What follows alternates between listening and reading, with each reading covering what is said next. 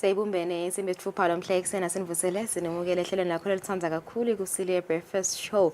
Sithemba ukuthi niphilile maswahla mahla futhi nibe nemphela somvo lenhle nale busisikile sicela livikile lisha lekusho kona ukuthi new blessings, new everything. A very good morning and welcome bito lami ngingulungelele makakugula nginemlingani wami Shumna Kubili, the one and only Mkhweni. Kunjani mhla ekuseni? Ngiyavuka mani impela sonto beyingilenhle nale busisekile impela sikhonile kuphumula sephinze sejokweni ke nasejokweni kufuna kubonakala la indlula khona kusina ngimamba la stars nasifaka lihlavu libe ngilelo lelita uthokodisa but ngiyafuna kuva ukuthi ngabe yakhe impela sonto ibe ngilenjani mina nje ngakutshela ukuthi ngelesihlanu ngayita inkonzweni ngimgcibelo saba ne morning service emini ke sathi kudonsa umoya nithamba amaphindze yabanjalo ngelisonto ke selisonto vele kufuna sesontoveni ebeke ngami nalo muhla ngangishayisa ngivele ngibheke khona kodwa ke ngidaze ngibabone ngelesihlanu. No, impela somfo bekungileyo lebusisekile sibanga nje umdala ubusisiphepisile salibona langa la namuhla somfeni yesisile nakhona sabusiseka sevalivile enkosi bekubona nje bekumpela somfo nje le blessed le la beng indoors ngingasho nje ngiyafuna lulu lokuva ukuthi ngoba ngiyathi ukuthi Pico Stawuba naye nalomuhla ukuthi engabe ekusebenzeni kwabo kule mphela sonto utakhumbula ukuthi evikini leliphelile bathi sasive ukuthi lo mthetho lomusha we uthi nangabe ukhonile ukuthi uhlakaniphe kangcono wena kunathi sonke ukuthi das nosonathile bese ushayela imotolo but akuthatha bakufaka ku-environment le friendly lena labanye bo clever labafana nawe bakuthebule sithombe mahala bathi they free publicity bakunika free accommodation lale mahala bese ke bakuthebula ke free publicity sebakhombisa sive semoswathi uthi wonanga lembala naba bo clever labakho ngabe bakhona indaba batfolile kule mphela sonto ngoba bengibuka nje phepheni kude dithombele ngidobonile engcenye titawuvela kusasa Mkhweni bathi titawuvela kusasa ngabo lesibili titawuvela ngabo lesibili njalo ngabo lesibili bakhala babesenhlanhleni ukuthi bathole free accommodation sesitava kuye Pico nakasinike ta umbiko impela somvo ukuthi impela somvo ihambe kanjani dinganani digameko letibikiwe khona emaphoyiseni nalabo labakhanzakela ukuthi banathe bashayela kanti ke kuletinye nje tindzaba lesitadideka kunetindzaba letimnanzi kakhulu kubantfu labasha balapha Eswatini kulandzela ukuthi inyuvesi Georgetown University Center for Global Health and Practice and Impact kanye ne-Royal Science and Technology Park isukumise umqhudelwano wekusebenzisana etindzabeni tebantfu labasha emsebentini lobitwa ngokuthi Adolescent Girls and Young Women Digital Hackathon for HIV Prevention and Care. Nomsebenzi ke lona uhlose nje ukukhuthaza abantfu labasha ukuthi bachamuke nemasu lamasha etebuchwephesha kwakhathi sombululo letitawucadulula tinkinga letivimba ukuthi abantu bangafinyeleli ukuthola lusito lwetempilo nge-HIV. Kanti ke isitaba sina Senior Communications Officer khona ka-RCP Senzo Malaza kanye naLianza Mamba weNyuvesi Georgetown University losichazela kabanti ngawo lo mqhudelwano sabe sinabo ngo6:30. Kanti ke sikathile ukuthi lo muhla nzambama sibukele sihlangu semnikati lesidlala ke umdlalo lomkhulu kakhulu Africa Cup of Nations letiwa ke ngeAFCON qualifying journey yaso ke sihlangu semnikati sikathile ukuthi lo muhla njengoba ke kuyichance yabo yekugcina noma lithuba labo lekugcina ekuthenini bakhone kuthola indzawo ukuthi bakhone ke kudlala kuyo AFCON 2025 sihlangu semnikati ke sitawudlala neMozambique lekhombisa kucina mbamba lekhona kwavele kudlala ibhola takhumbula ukuthi umdlalo walomuhla wawubekwa ke ukuthi utawudlala nakubumbana insimbi yemfica nzambama 9 p.m. Central African Time andike live la kangwane vele litilungiselela ukuthi lisinikete kube bede nje lokunye ngaphandle ukuthi siyawina vele nothing less than a victory. Coach wethu uyasithembisa ukuthi sitawina sivile ukuthi naye umhlonishwa imvuna yetemidlalo bonganzima uthi asibe nelethemba simethembe yena umqeqeshi wethu lomusha Lukarosic Draco ekuthenini vele sihlango sitawu khona kuwina siniketa ke lensaya lena kulandzela ukuthi vele maswathi lamanengi sekede tfologcina ngendlela sihlangana besolo sidlala ngayo eminyakeni kodwa ngathi tinvoti yashintsha sikubonile ke lokho njengoba sihlangu strowile ke vikini leliphelile lesihlanu nakhona bekumdlalo lo muhle kakhulu kodwa ke endleleni yaso nyalo OS Mambas who are on the verge ekuthenini ke nabo bakhona ku qualifier siyabona ukuthi nabo batimisele ekuthenini ke baphinze bavele ku AFCON since umnyaka wa 1998 so yabona ke lo ukuthi macembu lamabili lawa latawufonsa masokisi vele awabeke elidvolweni umbuto ukuthi ngabe sihlangu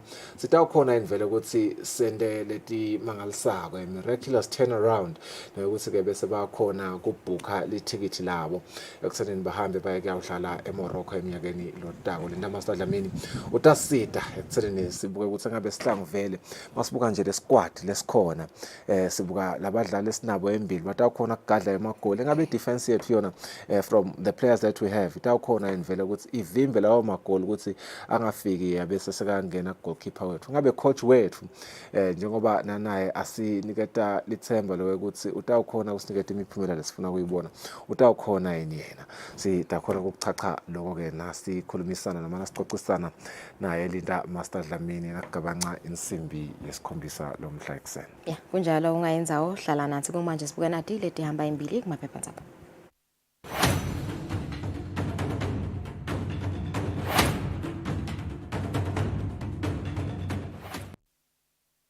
Ake saqala sibuke kule thamba imbili ku Times of Eswatini le thamba imbili lomuhla King of 3 countries with Lipovela Lazuma ngathi letinye thamba imbili amid drugs medical supplies crisis 80 million amalangeni pledged to transform medical stores. Health Minister says this will lead to increased efficiency and also strengthen security.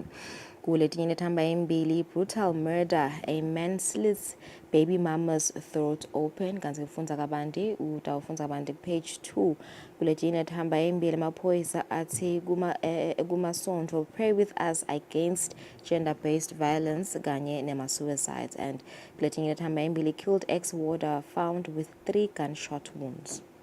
Kutemidlalo Times of Eswatini nathi ke tindzaba lethamba embili Swiss mid electrifies Swazi Bolt indzaba ke lena lekhulumisa Eswatini celebrated former sprinter Sibusiso Swazi Bolt Matsenjwa who expressed his contentment with the result of the extraordinary meeting held in Switzerland. Kulenye indzaba Jumbo Jet Mduduzi stand in park run. Swazi Slochers Athletics Club runner Mduduzi Dlamini and Minenhle Jumbo Jet Mnguni were outpaced in the 286th edition of Mbabane Park Run. Kulenye indzaba volleyball kuthiwa ke Mshinande and Tigers are in semis. Volleyball giants Mshinande naye ke Tigers have booked a spot in the coming weekend semi-finals of the Club Volleyball Cup. Kanzike kulenye indzaba Taribo Bembe 25th rather in Tekball World Series. Mfana futhi Bembe has soared to the 25th place in the Tekball Series World Rankings. Esicubekela ku Eswatini Observer kule thamba imbili King jets off to Italy, Serbia and Samoa stromekela sengwenyama isesikhuphe King Mswati III International Airport Itolo. Kule tinye thamba imbili prevalent gangsterism police records 8 gang related murders. They vow to assist those exiting violent groups. Parents communities are empowered on number gangs. Kuletinye thamba imbili dialysis patients share frustration in undergoing treatment and UNESCO accuses students of falsified statements. Lemidlalo Eswatini Observer, the big story, another twist in Wanderers and Sundowns case as Zakhele pulls out. His law firm represented Sundowns, Jimo Moses. Top lawyer Zakhele Dlamini's law firm has withdrawn its services from representing Denver Sundowns and their player Jimo Moses. The other story, Lugarisic to make changes in today's match of Sihlangu Semnigati. So confirmile ke ukuthi indeed he will make changes to his starting 11 ahead of tonight's AFCON 2025 qualifier clash. It's a game that is going to be against Mozambique at Mbombela Stadium. Esicubekela ku Eswatini Daily News leading headlines King jets off for 3-country work trip. Kuletinye thamba imbili tertiary students to get allowances in 2 weeks, says Minister Owen, and a significant decline in water levels in Eswatini's dams. Temidlalo, Eswatini Daily News, let us support Draco. That is according to Minister Nzima, who is the Sports, Culture and Youth Affairs Minister. He believes that the new Croatian coach Draco Lugarisic is in the right direction and needs nation support. Fans pack Mfanyana Hall in Mega, given prayer. PSL kicks Real AM out of Disc League is the last leading story. Yeah, 10 minutes after 6 ngeto betamba imbili kumaphepha ndzaba saselkhefu nasibuya sithatha tindzaba.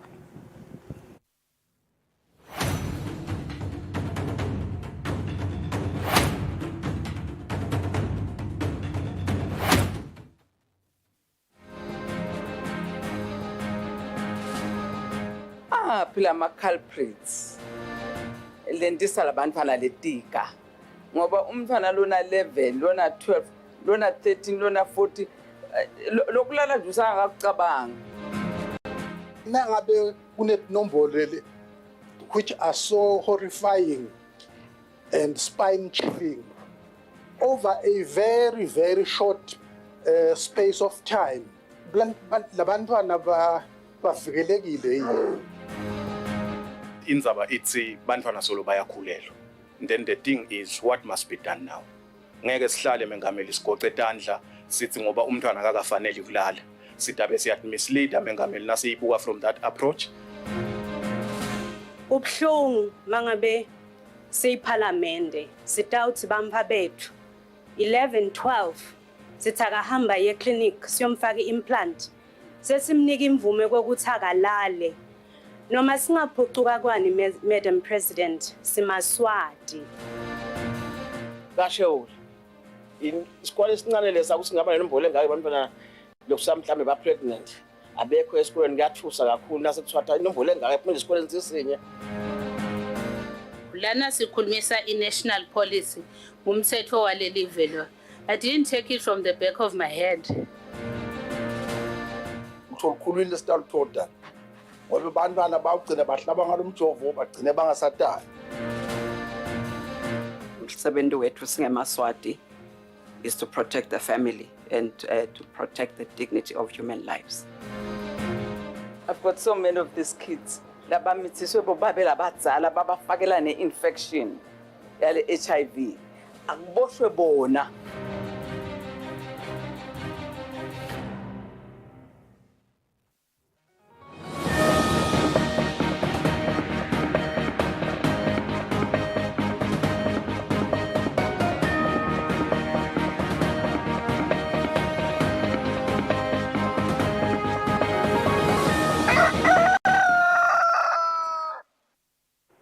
Sinze sinamukele ehlelweni nebenkosilenhle solo sibukela iKusile breakfast show hlelo lekucala ke kuleli viki kulesikhathi sitawuthatha nathi indzaba tekucala ngonyama isuke kuleli yalibhekisa kumave lamathathu lokuyi-Italy, iSerbia neSamoa lapho khona iyawungenela imihlangano lehlukahlukene. Ngonyama isuke lesikhumulweni setindiza eKing Mswati the 3rd International Airport isingethwe liphovela Makela Zuma.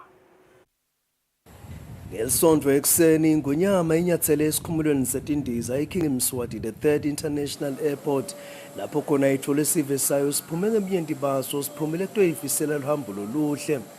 Ingonyama ibese seyesuka kuleli yacela luhambo lomave lamathathu isingathwe liphovela Makela Zuma.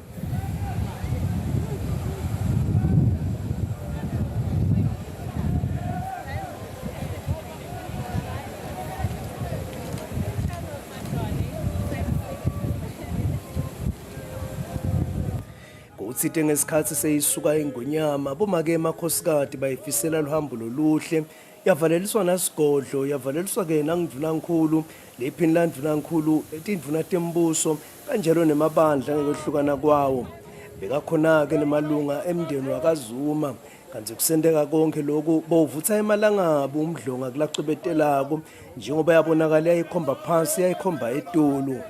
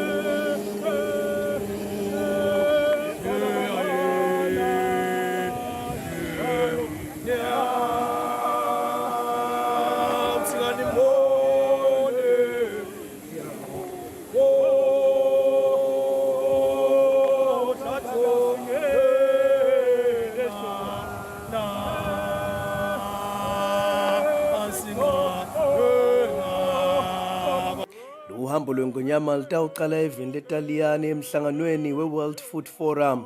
Silo semhlaba sitawuchubekela evini leSerbia kuyawubambata inkulumo namengameli Alexander Vučić, kanti sitawube sesichubekela evini leSamoa emhlanganweni waka-Commonwealth.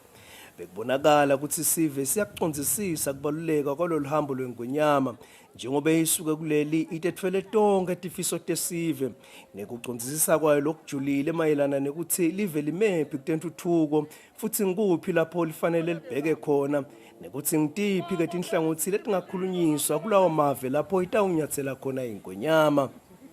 Njengoba iNgonyama itawuba semihlanganweni nalabanye abaholi bemave emhlaba, umhlaba sowuvuleke lelithuba lelingqayizi vele lekunatha emthonjeni wenhlakanipho yeNgonyama wona locukethe emakhambi lakaphilisa umhlaba sebanganga wembube emhlaba sebanganga wemphandleni njengelilanga.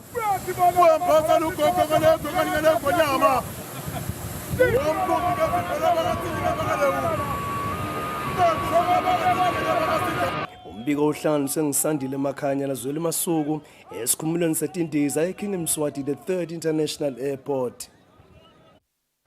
Indvuna litiko letinkhundla umhlonishwa Sikhumbuzo Dlamini uthi imisebenzi lesukunyiswa sive ngaphansi kwesikhwama sekuthuthukisa tifundza ifakazela kona ukuthi live leSwatini lingakhona kutimela lisimame ngalesikhwama. Indvuna beyikhuluma ngesikhathi yetfula emakhumbi lamabili kanye nesikhulumba enkundleni yasemanzini North. Indvuna yetiko letinkhundla nekuthuthukiswa kwato umhlonishwa Sikhumbuzo Dlamini wetfule emakhumbi lamabili enhlanganweni yabomake Lutvondvolo Multipurpose Cooperative nesigulumba noma ke TLB enhlanganweni nayo yabomake umvini longowosibili lokuthengwe ngaphansi kwesikhwama sekuthuthukisa tifundza kwabita 3.1 million emalangeni kanti lemisebenzi yetfulwe ngaphansi kwenkundla yasemanzini North ngaphansi kwemphakathi wasemnyenyweni. Lesikhwama lesi sibufakazi bekuthi eMaswati angakhona ukutimela angakhona ukutiphatsa. Kwathi ke kunene emalungu eParliament akasinakala emakhaya kube khona hamba kuphethe. Latawenda ukuthi laMaswati akhona ukuthuthuka. Kwa-RDF sengibekisile ukuthi imbube emhlaba sevele yayiqala local government ngoba ku-RDF inkundla ngenkundla inemali yayo. Nalapha kenyalo mase kuphasela umthetho inkundla nenkundla itaba nemali yayo yekuthuthuka kwalenkundla. Masikhuluma ngemigwaqo njengoba usiyibonile nje sesimene sinjani sengeke kudzingeke ukuthi sihambe siye embabane tawudzinga ukuthi siye enkundleni sithi niyabona nithi kunjani imigwaqo basukume la enkundleni balungise imigwaqo inkundla ngenkundla tawubhekeka ukuthi ibe lenifedawo tekusebenta. Fikile Mbuyisa ubongelele tinhlangano wanxusa endvuneni ukuthi iyobabongela kuyo iNgonyama yemhlaba ngalesikhwama. Wendvuna yenkosi manje uyosibongela kulomudze welive lonhlitiyo timhlophe tenhlule emange emadvodza kuthi asathi singababata sithini so uyashoshela ndvuna uhambe uye embikwaso silwane uthi letinye tilwane silo sikhulu sishiyeke emnyenyweni kulabo make naloluthondvolo bathi ngaphandle kwakho silo sikhulu asathi noma besitakuwa yini endleleni. Ilunga leParliament lenkundla yasemanzini North umhlonishwa Sifiso Nhlengethwa ubeke kanjena. Simqoshile ke namhla kati etiko na ubuka lama members latawuthola ngoba letinhlangano tiqeqeshiwe ke lethi nje ukuthi ibone ngendlela letihlobe ngakhona uyababona nje ukuthi labantu bahlelekile laba lobe kabahlelisa vele cha bekafisa ukuthi ufezeke liphupho lemlisa ukuthi kube nabo somabhizinisi ngoba sekude imisebenzi siyakhuthatha ke nensha ngoba nabo sebabonile labo gogo ukuthi bayasebenza. Sineticelo nje letikhona letisitafaka nyalo ngenteka sihambe masinyane siphinze sibuye emnyenyweni. Minister ngiyamthembisa sitawubuye emnyenyweni aphindze ato niketa ato lontsha lamanye ema-projects latawusita labasha. Indvuna ikhuthatele tinhlangano ukuthi tilandzele imitsetfo yebhizinisi kude lamabhizinisi lasungulwe ngaphansi kwalesikhwama se-RDF akhonse litfutfuke live lase-Eswatini liye embili. Etindzabeni te-Eswatini TV kubika Samkelsuye Khoza kunabheka imazibuko kaManzini. Silo semhlaba sesifikile edolobheni eRome eveni leTaliyane lapho khona ingonyama itawungenela umhlangano wakamhlaba wetekudla netekulima iWorld Food Forum. Imbube emhlaba esingethwe liphovela Makela Zuma kulolu hambo.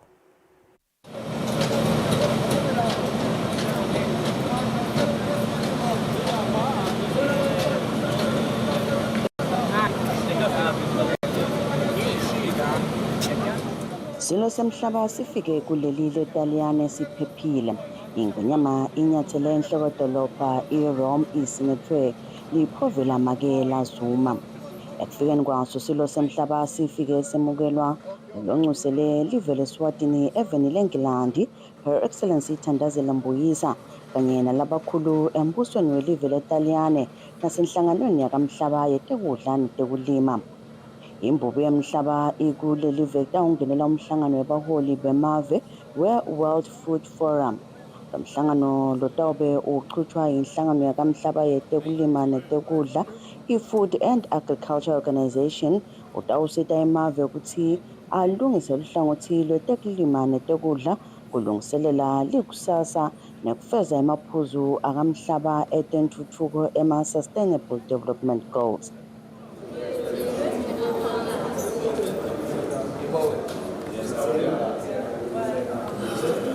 Kulolu hambo ingonyama isingethwe ngumbanenkosi Simelane, umbanenkosi Gcebile, indvuna Themba Geninza, indvuna yetangephandle nekubambisana nalamanye emave impunga Pholile Shakhantu, nendvuna yetekulima umhlonishwa Mandla Chauke. Etindzabeni kubika Pholile Maziya, Anathemba Mamba, eTaliyane. Indvuna litiko letemfundvo umhlonishwa owenqumala uthi litiko litayisebenta indzaba yokulungisa budlelwane babothishela labathi-ke abukho kahle emkhatsini kwenhlangano yabothishela nelibandla lelicasha abothishela. Indvuna leli tiko litatibuka-ke tonke tinkinga letivimbela imfundvo lekhonsile lapha eveni. Lonyaka litiko letemfundo libambe imisebenti eyahlukene etifundeni totini etelive kuhlonipha imisebenti yabothishela lapho bebetfulela khona litiko letemfundo tinkinga labahlangabetana nato letitsikabeta umsebenzi labaniketwe wona wekuniketa imfundo lekhonsile. Lokunye lokwavela indzaba yebudlelwane emkhatsini wenhlangano yabothishela nelibandla lelicasha bona bothishela lethi indvuna lelitiko umhlonishwa owenqumalo leli tiko litayibuka lendzaba nato tonke nje tindzaba letitsikabeta imfundo yelive. Sengitholile nje sengiyeva kuse ye-4th floor akuhambi kahle. Bayakhala ke ngalokuthi abathinzani na TSC. TSC ureporter etitola temfundo. Kutafuna sesibabite sibakhulumisa sibabite bonke kanye kanye. Kepha laba ba TSC bangitshelile tizathu lokuthi kwentwa yini bangabonani. Nato letizathu naso beva tiyaphatheka. Kepha ke kutafuna ke ngindvuna ngitame lokuthi lokho kubende lokuthi bahlanganise bathi khulume letinkinga labanato kuze kuthi kukhiciteka kwemfundo kuye embili kakhulu. Ngiyajabula ke lokho ngila ukuthi sekuningile nguvako and ke nami njengoba ngithuke ingonyama insitha sambeni sosebenza. Lama tinto tete personal ukusivali ngicanje sikubeke eceleni sende umsebenzi ukuthi kune consultancy lesicelile. Uyakhumbula isikhathi nesiphelile kwase kwaba nabodula nase kune consultants. So ngiyacabanga le ukuthi consultants itaba khona. Letinye letindzaba vele titakhulunywa ngile team transformation. Leyo ukuthi labothishela abaqashe kanjani lokuthi letimali letifakwa kosolo tincane lelibandla le-transformation lesilibekile itasibukela onke lama issues lawo and ke kutawu implementwa ngiyeva lapha bakhala ukuthi kunema policies kunema studies sola ku implementwa. Mina ke ngidawufuna ukuthi nayiphuma le report vele si-implement noma lokhu tabe sekunamaswadla sakushito. Itiko letemfundo lethembisile ke nekuthi leli tiko litayisebenta indzaba yenhlala kahle yabothishela kuhleliseke kahle nekucashwa kwabo.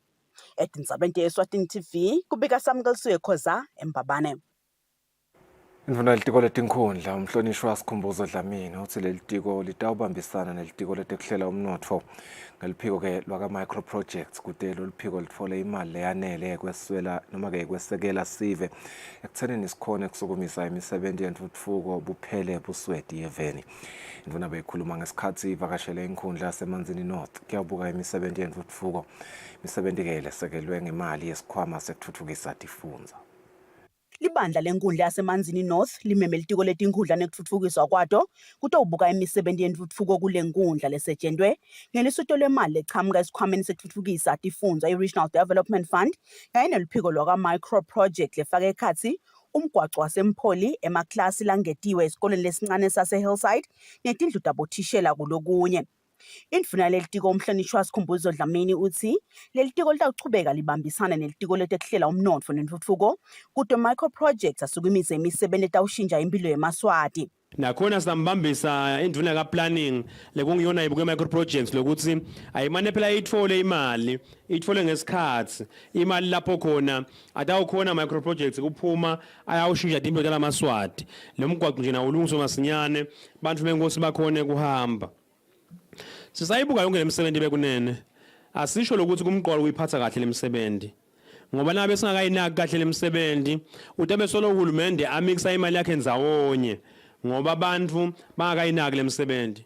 Sibona imigwaqo la kunema drainages angeke phela kubuye uhulumende embabane atoklina idrainage na ibloka le drainage icala kancane agcine lemhlabathi ovale yonke drainage emva kwaloko emanje sihamba ngetulo asatsabula umgwaqo kanti sikhona phela tsine siyanikhuthata bekunele ukuthi imisebenzi asiyicele kuhulumende bese siyayinaka lemisebenzi ukuthi ibe ngile mihle lemisebenzi leyayembili. Indvuna yenkundla emanzini North Siboniso Mandlazi uthi ilikhuni intuthuko yesive lesemadolobheni.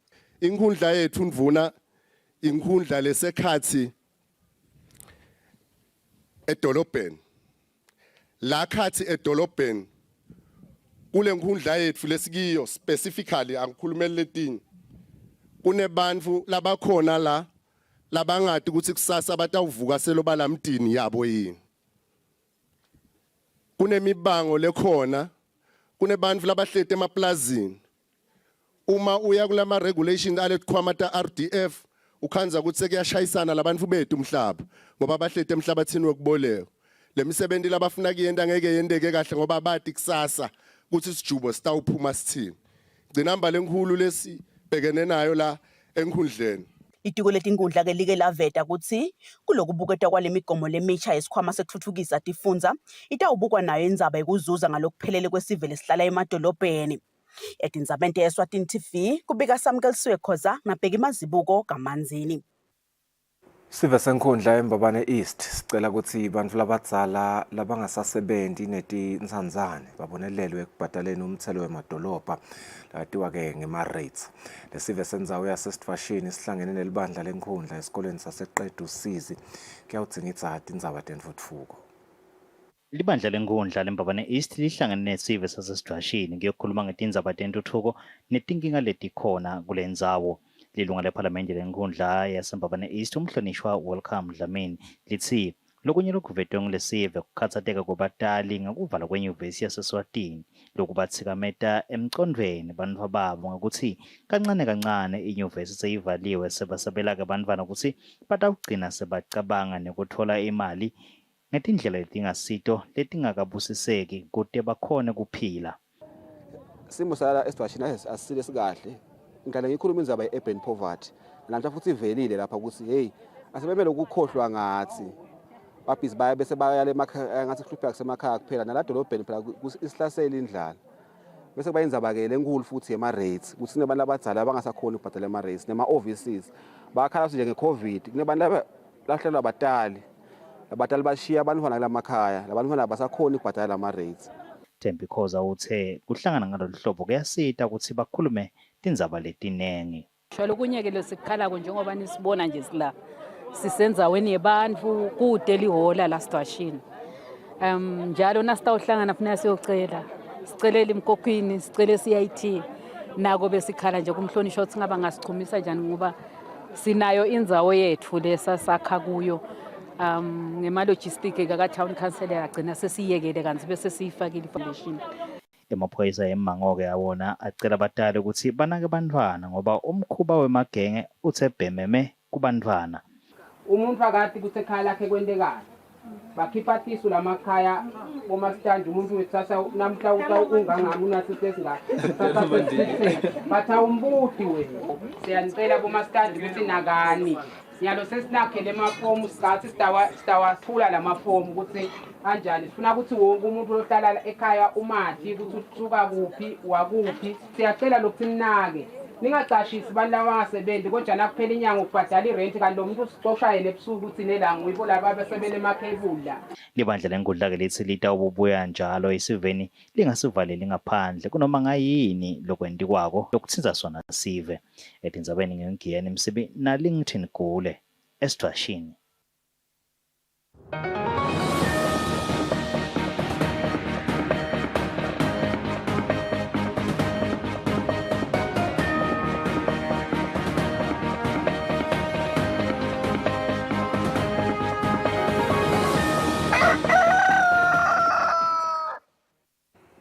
Nathi-ke temidlalo umhlangano wabaqeqeshi bebhola kuleli uhlulekile kuchubeka kulandzela ukuthi baqeqeshi bangabi linani lelivumelekile-ke lelichubeka nemhlangano.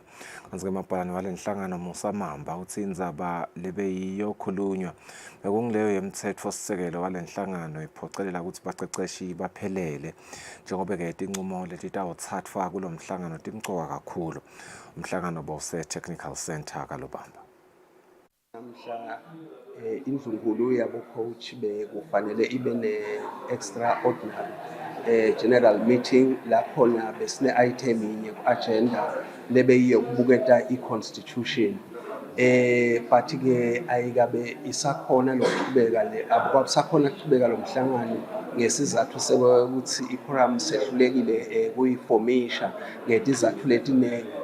Bo coach bethu labanengi labanye baphumile bangephandle kwelive nema-national teams labanye baphumile bangephandle nema-team abo labanye nje bakuboThekwini labanye bakuboMpangeni so asikakhona vele kuyiformisha i-quorum and-ke kumcoka-ke ekuthenini singaqhubeki nalo mhlangano ngesizathu sekuthi sikhuluma tindzaba te-constitution. I-constitution-ke inemigomo yayo ukuthi kude ukuthi lokho bekukhona ku-agenda kuguqulwe kufuneka ukuthi kube na 50% plus 1 wemalunga. So nasangekho lamalunga kuyawubangela ekuthenini sehluleke ukuthi singawushintsha kanjani lo mthetho lokhona. So ngiloko nje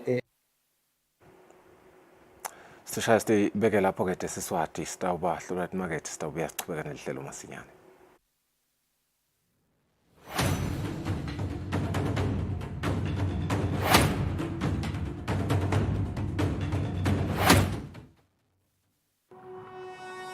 When you choose your adventures, you do so with an open heart and a desire for the unexpected. You embark on journeys to discover new worlds full of wonder.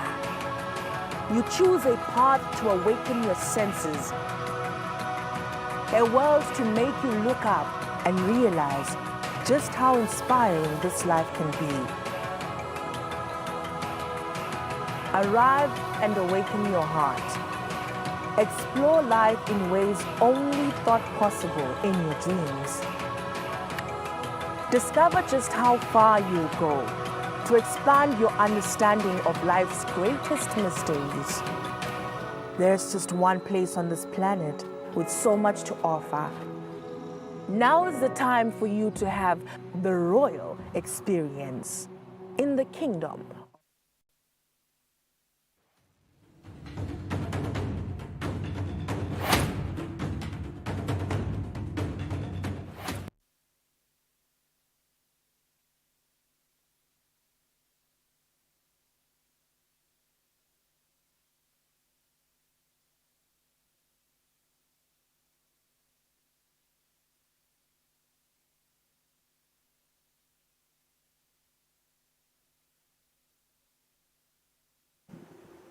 Asifunze sinemele sikuvusela nolosanza ukuzivulela 25 minutes before 7 o'clock bekumele ukuthi sixoxisane naphiko kusichazela ngempela somvu ukuthi ihambe kanjani kephasisane izinkinga letincane sasikhefu nasobe sikhuluma kabanti ngehealth hackathon nebaka RSTP kanye nebaka Georgetown University.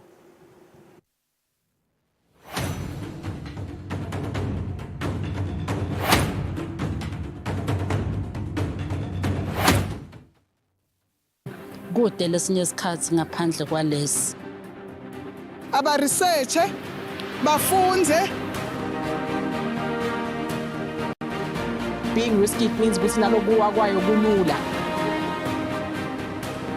Nathi kufuna sente ukukhicita lokhu sekungeni.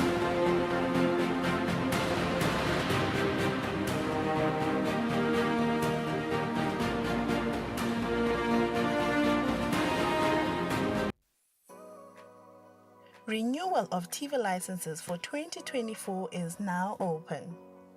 Here is a quick reminder. A viewer's TV license costs 180 emalangeni per device.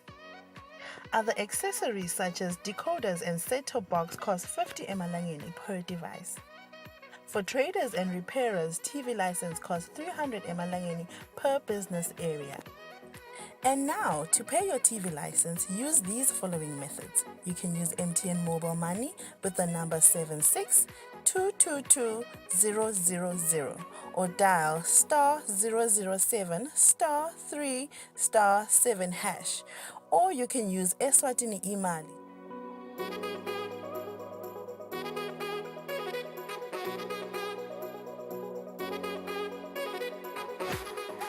And you can pay our TV license at any post office in the country. Another option is you can use any NetBank branch using our TV license account number 119900430037. Don't forget, when paying for your viewer's TV license, reference with your PIN at all times. And when paying for a retailer TV license, reference with your TIN at all times. For more information, call us on 7802-4543 or 34050163 or 34020879. And you can send us a WhatsApp message on 762222000.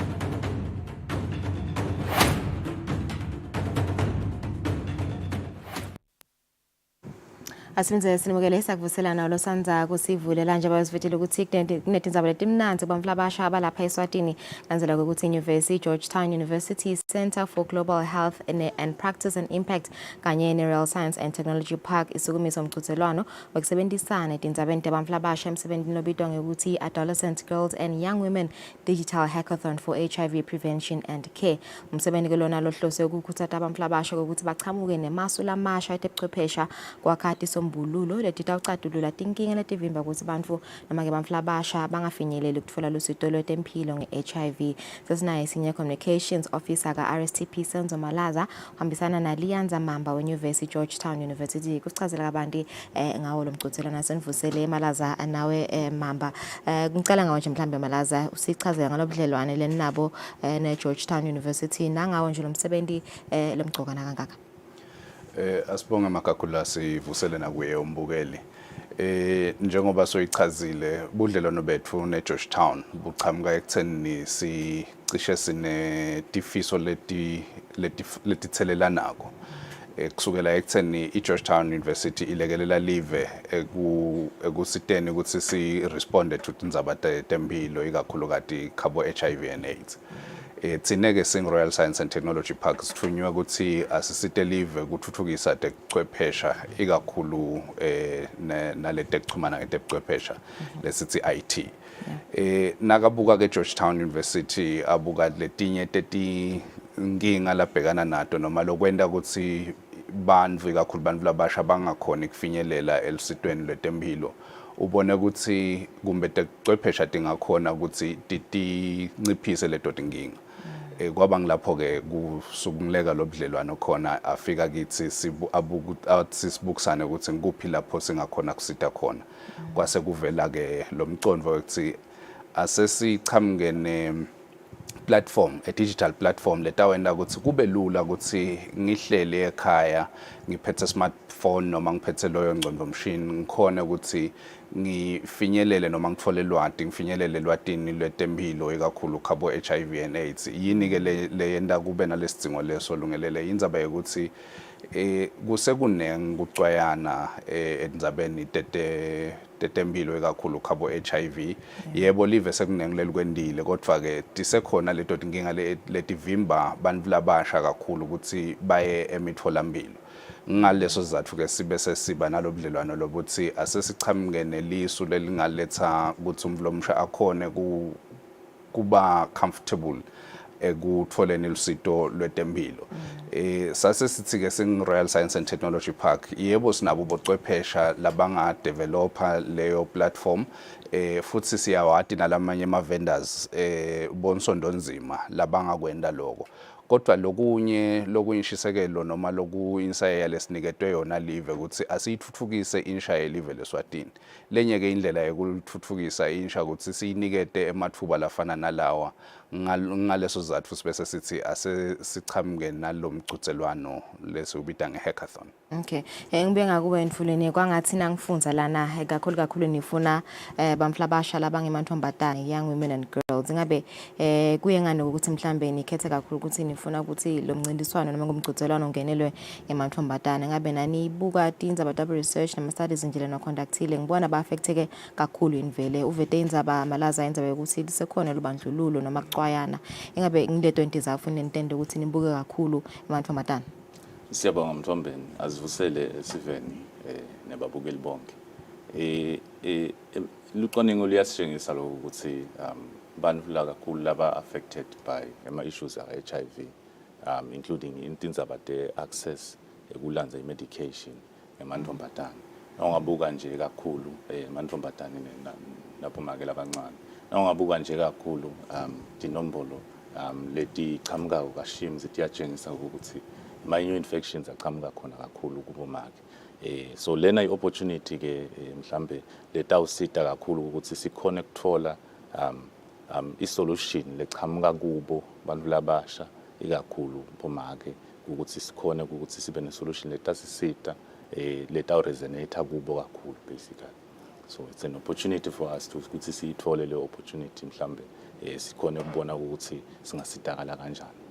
Ingabe nje mhlambe nasibuka wona lama HIV prevention lakhona lapha eveni ngimaphi nje lesinawe ngoba nini nifuna ngigeda la digital kepha la khona nyalo ayasida inawe vele asifaka insande ukuthi mhlambe emantfombatana nabo make basitakala. Ngicabanga ukuthi malaza bekashito ukuthi inkinga lenkulu kakhulu inkinga ukuthi i-access lokufaka ekhathi ukuthi mhlambe bangela ukuthi kunabo stigma and discrimination kubandlululana lokukhona. Lokunye lokwenda ukuthi mhlambe kube netinkinga kakhulu ngetindzaba te-HIV prevention indzaba ukuthi mhlambe kuyadula kuya emtholampilo lokhu eda ama-cost mhlawumbe kanti khanze siletinye tinto tiyajakela. So le opportunity lena itasisita lokho ukuthi sikhone bakhone emantfombatane nabantu labancane ku-accessa i-medication dudane at a cheaper cost basically. Na ubuka kahle kahle tinombolo tiyatshengisa lokho ukuthi kunengi lesingakwenda mhlambe ku targeta emantfombatane amancane ngabo prep ring for instance nga prep kusita ukuthi mhlambe kukhona kupreventeka i-HIV kubo bhuti kukhona bo VMMC information nalokunye kusisitokona prevent HIV. Okay. So ngibuye ngakunje Malaza kahle kahle nje nasikhuluma ngale hackathon yini kahle kahle lena leni icela kibo bamfla basha kakhulu wona lamantombazana utawusebenza kanjani lomqhudelwano yini ngimaphi lama solutions lemngela ukuthi bete nawo noma ke emaso ebuchwepheshe asibonga Mthombeni sibuke ukuthi bantu labasha siyathi ukuthi bantu labasha labangemaswati banemicondvo lekhaliphile sifiseke ukuthi kule micondvo yabo lekhaliphile nema skills banawo ku developer ema systems sifisa ukuthi basidevelopele isystem lengakhona ukuthi ihlanganise noma yende kubelula ukuthi umvlo omsha athole lwati ngetindzaba tetempilo ikakhulu taka HIV akhone futhi ukuthi achumane nalapho angathola khona lusito lase kufanele ayelandza i-medication be Georgetown balekelela live ukuthi likhone kusebenzisa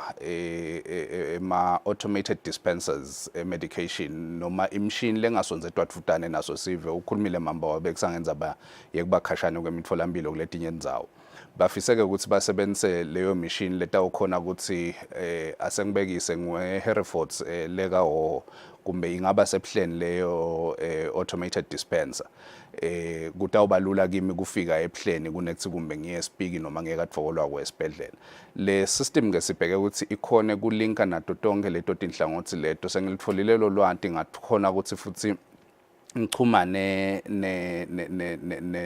nema health facilities kude ukuthi imininingwane yami ichubeke yatiwe tati tonke tibhedlela ukuthi senzo udzinga nayo medication nayo noma sowuthethe nayo medication nayo nangathi ngumbe sekufuneka ukuthi ngiye esibhedlela angeke kube lukhuni kuthola leyo mininingwane yami ukuthi ngigula nginanaku ngithathe nayo medication nayo so sifuna le system ikhone kuhlanganisa tonke leto tinvo leto kude ukuthi kube lula vele ukuthi ngihleli ekhaya ngiphethelelo ucingo lwami noma ngiphethelelo laptop yami ngingakhona kufinyelela elusitweni ngephandle kwekuthi ngifaceane nebantu noma ngibhekane nebantu ubuso nebuso ngoba kulesinye isikhathi ikakhulu bona abantu labasha banako lokwesaba ukuthi awungawuthi ngiyafika esibhedlela ngikhanze babe malaza athi hawu mfana wami noma hawu mvombatana so ucale kuba netinkinga leti kanjena wena lokutawenda bese ngiyesaba kuya lesibhedlela kanze agameli ngikwesabe kuya esibhedlela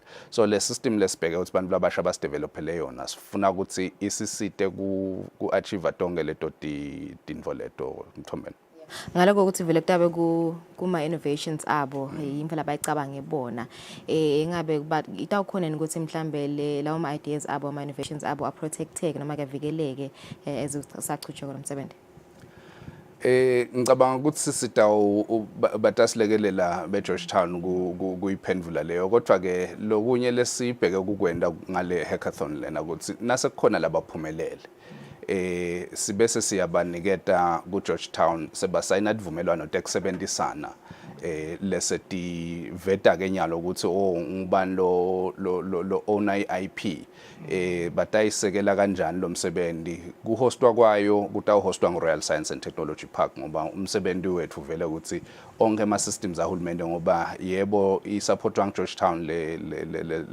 le initiative lena kodwa ngumsebenzi wahulumende so onke ama systems ahulumende ahostwa ngeRoyal Science and Technology Park nalena ke itawuhostwa ngeRoyal Science and Technology Park kodwa lo lesivumelwano sekusebenzisana batasayina nasebaphumelele ukuthi basebenta njani ngibani lo owner intellectual property nangabe sekudzinga ukuthi iscale up le system kwendiwa njani ngeke in Georgetown bese kumbe so uyawulandza bomaguzumbela labachamuka ngephandle utawuchubeka asebenzisane nabo labantu labasha kude nabo bakhone kubona ukuthi bayakhula yini kule msebenzi lona lokunye lesine interest nako thina sing Royal Science and Technology Park utawukhumbula Mthombeni ukuthi sinelihlelo le business incubation leminye imithelela yale hackathon lena sitabe sibakhuthatha abantu labasha ukuthi kumbe asebabuke ukuthi ngeke yini sebachamuke nemicondvo yebusiness from wona lo mchuthelwano lo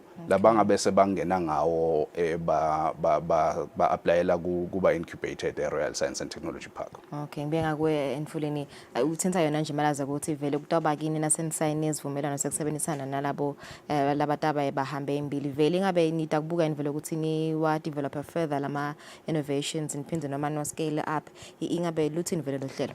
Ngicabanga ukuthi Mthombeni ngiyabonga namalaza soyilobolile indzaba lokumcoka ukuthi lo lebatawina le competition vele njengoba shito malaza bataba engaged formally ukuthi basebenzisane na Georgetown naletinye titingcwele mhlawumbe leti cucuthelekile ukuthi ku develop a prototype nase ku develop a prototype itabe sesiyahamba iyo testa leyo prototype leyo from there le IP njengoba shito malaza itawu ownwa ye Minister of Health. Georgetown as a partner is supporting Minister of Health. In terms of hosting bekashito malaza vele itaba hosted RSTP because RSTP is the most secure, especially ngoba sikhuluma nge-information yebantu ye-civil. So security is very, very important. So in terms of la batawina, batawusebenzisana na Georgetown, and the most important thing we would say now we would increase ICV yabo. We would say in future, for instance, babuga would say they were able to develop something like kubega. Le idea yale hackathon would say kufanele develop a system leta uqhubeka sikhathi lesithe la kangwane basically to improve my health outcomes kangwane. So it's an opportunity nje for bantu labasha ukuthi mhlambe babe part of info leta usita le live and be part of the solution, not a problem basically. Kumsisenge samaphethelweni I think lokuva nje ukuthi vele nifana abantu labasha labangaki per team ngabikisa noma individually ngabe yini le nifunako athini ama requirements angenela nomchuthelwano. Sibuke ukuthi akube ma teams la sukela kubantu labathathu kuya lokungenani kulabasihlanu. Logo singakhuthata kakhulu futhi ukuthi babe khona botsatse kulawo ma teams. Lokusenda sikhuthate logo Mthombeni ukuthi asisho ukuthi sifuna kube botsatse bodvana kodwa sifuna kubaniketa nabo lithuba etinveni letinengi kuyaye bese kubonakala sekugcwele emajaha kanzi siyaye sithi silive futhi sima organizations sobabili na Georgetown laniketa emathuba lalinganako kubo bonke bulili. So ngaleso sizathu ke sithi siyakhuthata ukuthi botsatse babe khona kulawo ma teams la ngasebenza. Asikhuthati ukuthi umvu angenele as an individual ngoba sifuna ukuthi le micondvo ibe broad ibe diverse ngoba njengoba siveta nje lona ngumsebenzi lomkhulu futhi lota utsinza tinhlangothi letinengi tekuphila kwemuntu. So ngaleso sizathu sikhuthata lokuthi bantu bangenele babe ma teams of 3 to 5 people. Suppose kune deadline nakhona bamhla labasha kumele ukuthi ba adherishe kiyo inini deadline ingabe ba register kuphi kungenelana nomchuthelwano. Funa babe babhalisile by mhla ka 20 October bangavakashela ikhasi lethu le website www.rstp.org.sz www.rstp.org.sz batawuthola ke indlela tekuthi ba register lapho. Siyakhuthata nje ukuthi abantu labasha balithathe lelithuba by lo mhla ka 20 siyavala ukubhalisa. No, ngiyavakala sibakhulu mamba sibakhulu nawe malaza mbukeli mvlomusha sawutivele ukuthi kunelithuba lokuthi nihlangane nilicembu lebamfu labathathu noma ke labasihlanu ukuthi nite namasu etebuchwepheshe kusombulula indzaba HIV prevention kanye ne-HIV access kibo bantu labasha kakhulukati wona abantu matana kuvaka abantu ke songavakashela likhasi la RSTP kungenela lo mchuthelwano deadline imhla ka 20 October kulomnyaka. Saselkefu sabuya khona manje.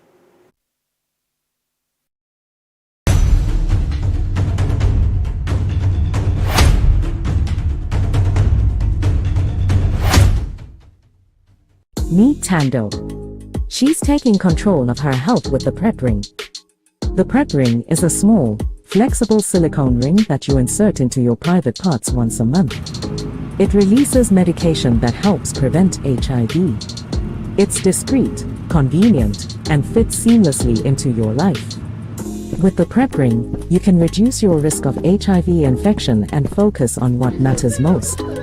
Empower yourself with the PrEP ring, your monthly shield against HIV. Worried about side effects? Most people on PrEP experience minimal side effects. Choose the PrEP ring to prevent HIV. When you choose your adventures, you do so with an open heart and a desire for the unexpected. You embark on journeys to discover new worlds full of wonder. You choose a path to awaken your senses, a world to make you look up and realize just how inspiring this life can be. Arrive and awaken your heart. Explore life in ways only thought possible in your dreams. Discover just how far you'll go to expand your understanding of life's greatest mysteries. There's just one place on this planet with so much to offer. Now is the time for you to have the royal experience in the kingdom.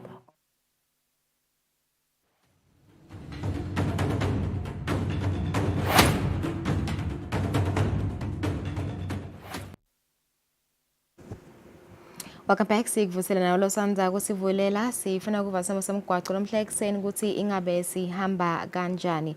Sesinaye noZipho sikuvusela noZipho lomhla. Ingabe simo somgwaqo sithini lomhla ekseni ngoMsombuluko?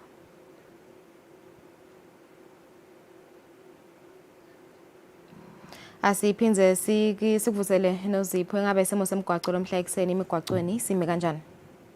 Angivusele Thombeni ngiphinze ngivusele naye phela umbuke waso umsakatho wethu sibuko seMaswati. Imigwaqo yethu elive seSwatini sesiyihlolile leminingi ihlobile iyahambeka kude nje tikhinya bedole tikhona lesinako ukuthi embabane lapha kumalagwane tiba netemgwaqo takhona atisebenzi nanokuchubeka futhi uya lapha ngembili kaSkiya ngasesibhedlela nakhona tiba netemgwaqo atisebenzi kucela nje ukuthi basebenzise bemigwaqo bahloniphane banikane emathuba lanele ukuze batawufika ngesikhathi la baya khona nasehla sifika khona kumathapha umgwaqo wethu uyahambeka lesinako nje ukuthi abantu labahamba ngetinyawo baningi kakhulu nyalekuseni bajake khona emisebenzini siyacela nje ukuthi kube nehlonipha phela kubo basebenzise bemgwaqo labahamba ngetimotolo nabo labahamba ngetinyawo nasichubeka sibeka khona kamanzini lapha emangwaneni usuka emangwaneni bheka khona emathayini umsebenzi wekwakha wona umgwaqo uyachubeka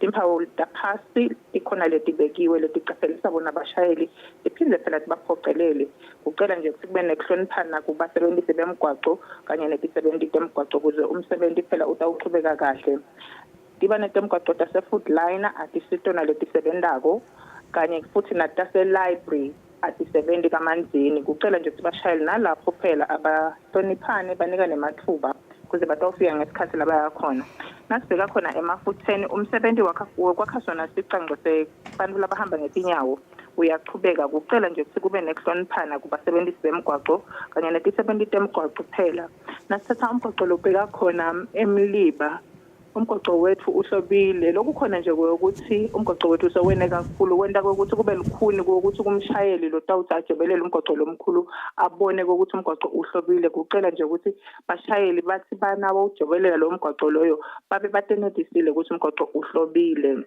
nasithatha wona umgwaqo lo suka kuhelehele ubheke khona esiphofaneni uyahambeka lesikunaka nje ukuthi kunetikolo phela kulomgwaqo loyo eceleni kwemigwaqo kucela kubashayeli ukuthi nabafika kuleti ndawo lapho khona kunetikolo khona banciphise litubane labo kuze phela abantwana batawungena etikolweni baphephile nasithatha umgwaqo lobheka khona esiteki uyahambeka ucela nje ukuthi bashayeli bachubeke bahloniphane baphinde babeketelelane phela basahamba kuleyo migwaqo leyo-ke nasithatha umgwaqo lobheka khona Sokoto usuka khona emhlaleni Sokoto uyophumela khona enhlangano uyahambeka umgwaqo wethu lokukhona nje ukuthi ama-truck ayabonakala phela ehlangelinani lelinene abheke khona endazi ucela nje ukuthi kubashayela bahloniphane basahamba phela ngetimotolo tabo letihlukene letincane naletinkulu ukuze batoba ngabaphephile basike lapha yakhona khona ingakho lesinawo Thombeni. Sibonga kakhulu Maseko ukusivetela leso sithombe lomhla ngomsombuluko semgwaqo leso besiniketwa nguye Nozipho Maseko. Saselekhefu nasibuya sida ubukata ngaphandle kwakuleli.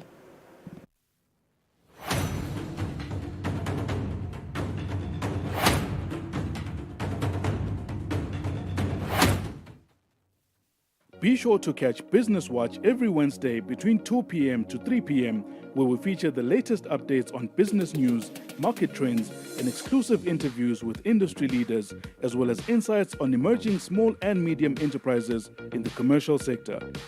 Business Watch, your business leader.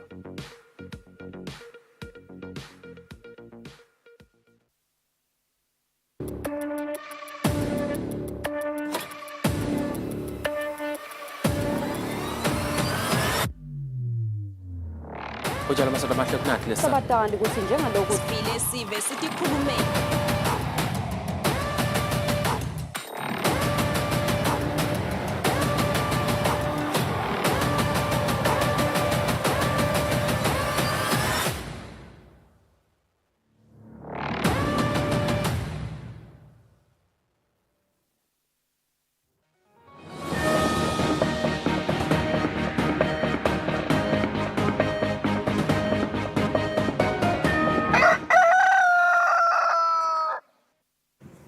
Welcome back. Thank you for staying with us. Let's take a look at international news. The death toll of Israeli strikes on Lebanon continues to rise. Around 1 million people have been displaced. Many are trying to flee the country, but as Lebanese airspace has become ever more dangerous, ways out are becoming more expensive and harder to find. It's the country's only international airport, and after Israeli strikes nearby and sometimes even hitting runways, most airlines have suspended flights from the besieged capital. But Lebanon's national carrier, Middle East Airlines, has added extra flights to Istanbul, Paris and Doha for those hoping to flee the war. But tickets are expensive and in demand, especially for those hoping to leave immediately.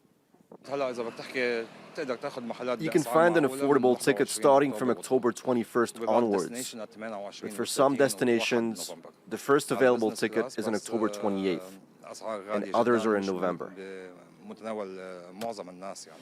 Meanwhile, many foreign governments have chartered planes and sent in military aircraft to evacuate their nationals. Another route out has been by sea. Just this week, 1,000 Turkish passport holders have left this way. This Navy frigate was dispatched by Ankara. Some on board were just visiting Lebanon, while others are leaving behind lives and loved ones, as Israeli strikes have made it untenable to stay.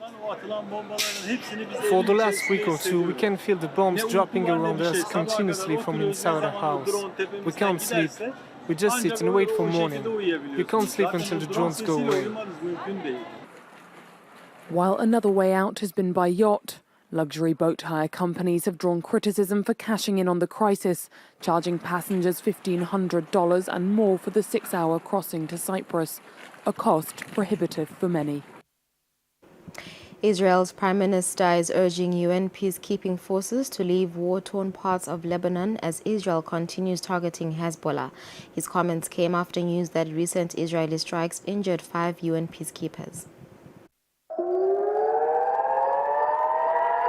Israel's air defenses light the night sky following a Hezbollah rocket barrage early Sunday morning. The fighting comes as Hezbollah continues hitting northern Israel for what the Western-identified terror group says is its support for Palestinians in Gaza after the October 7 Hamas terror attacks on Israel that led to all-out war. While Israel and Hezbollah in Lebanon continue cross-border attacks, civilians seek cover in a bomb shelter in the Israeli city of Haifa.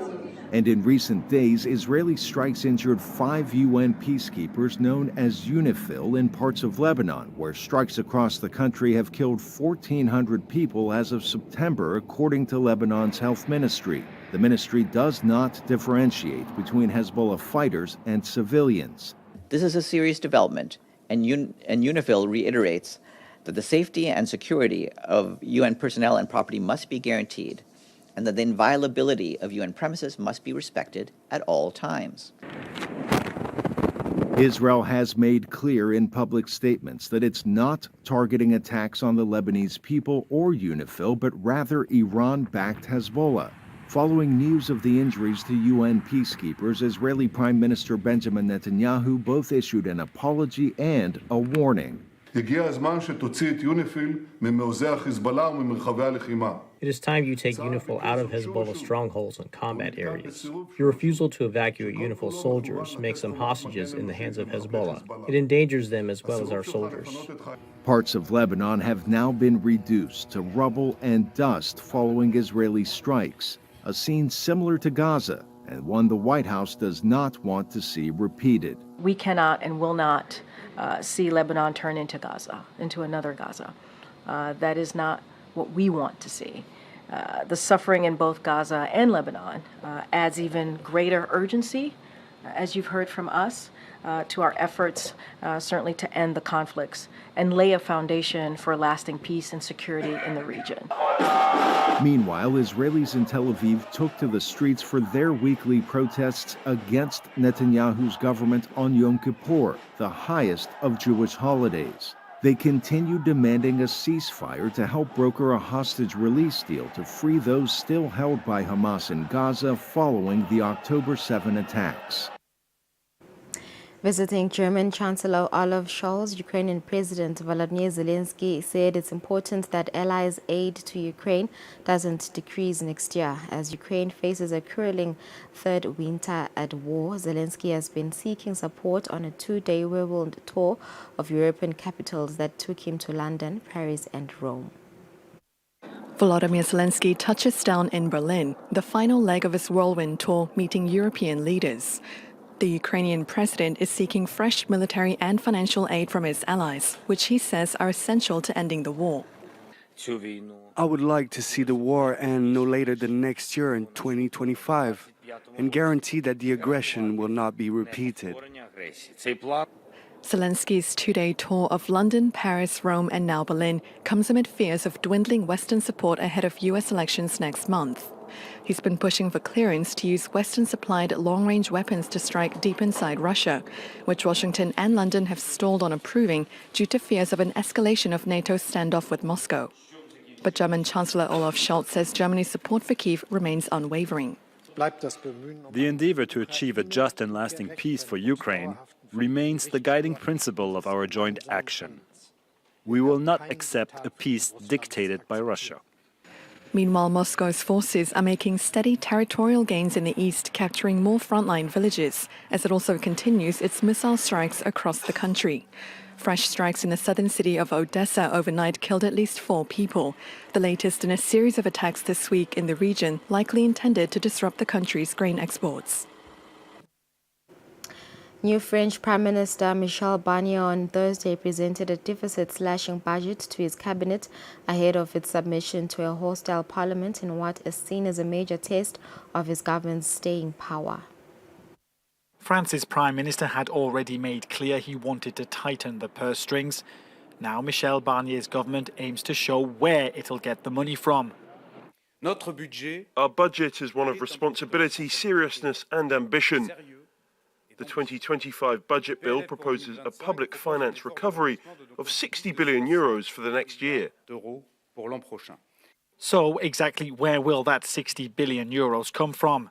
First, from spending cuts targeting government employees such as civil servants, cuts to public health spending and slim down local administrations. We will propose cutting around 2,200 jobs in ministries and state operators. Of course, we're not making cuts blindly. These are targeted cuts. The government also aims to raise taxes to plug the hole in public finances. France's 65,000 highest-earning households will be targeted first, along with 300 of the country's richest companies. We will propose that the biggest companies, those with earnings exceeding 1 billion euros and that are profitable, pay an additional tax on their profits. Michel Barnier hopes to get France's deficit down to 3% of GDP by 2029, bringing it into line with EU rules. But the real test is still to come next week. That's when the government will have to defend its proposed budget in front of a hostile parliament.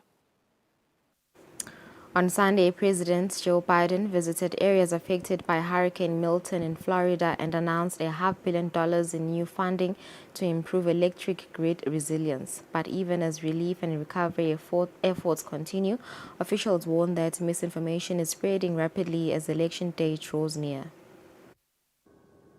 U.S. President Joe Biden surveyed Sunday the areas devastated by Hurricane Milton in Florida. He also announced $612 million in funding to support the communities affected by both Milton and the hurricane that preceded it, Helene. This funding will not only restore power, but will make the region's power system stronger and more capable and reduce the frequency and duration of power outages while extreme weather events become more frequent. Disinformation surrounding the federal government's response, however, has spread rapidly. Secretary of Homeland Security Alejandro Mayorkas told CBS's Face the Nation he is incredibly concerned. It is extremely pernicious. We have individuals in need of assistance who are entitled to assistance who aren't seeking it because of the false information. We need individuals, elected officials, people who have the platform to really debunk this false information, and we're not seeing enough of that. Democratic presidential nominee and Vice President Kamala Harris spent the weekend in North Carolina. On Saturday, she joined relief efforts as the western part of the state grapples with the aftermath of Hurricane Helene.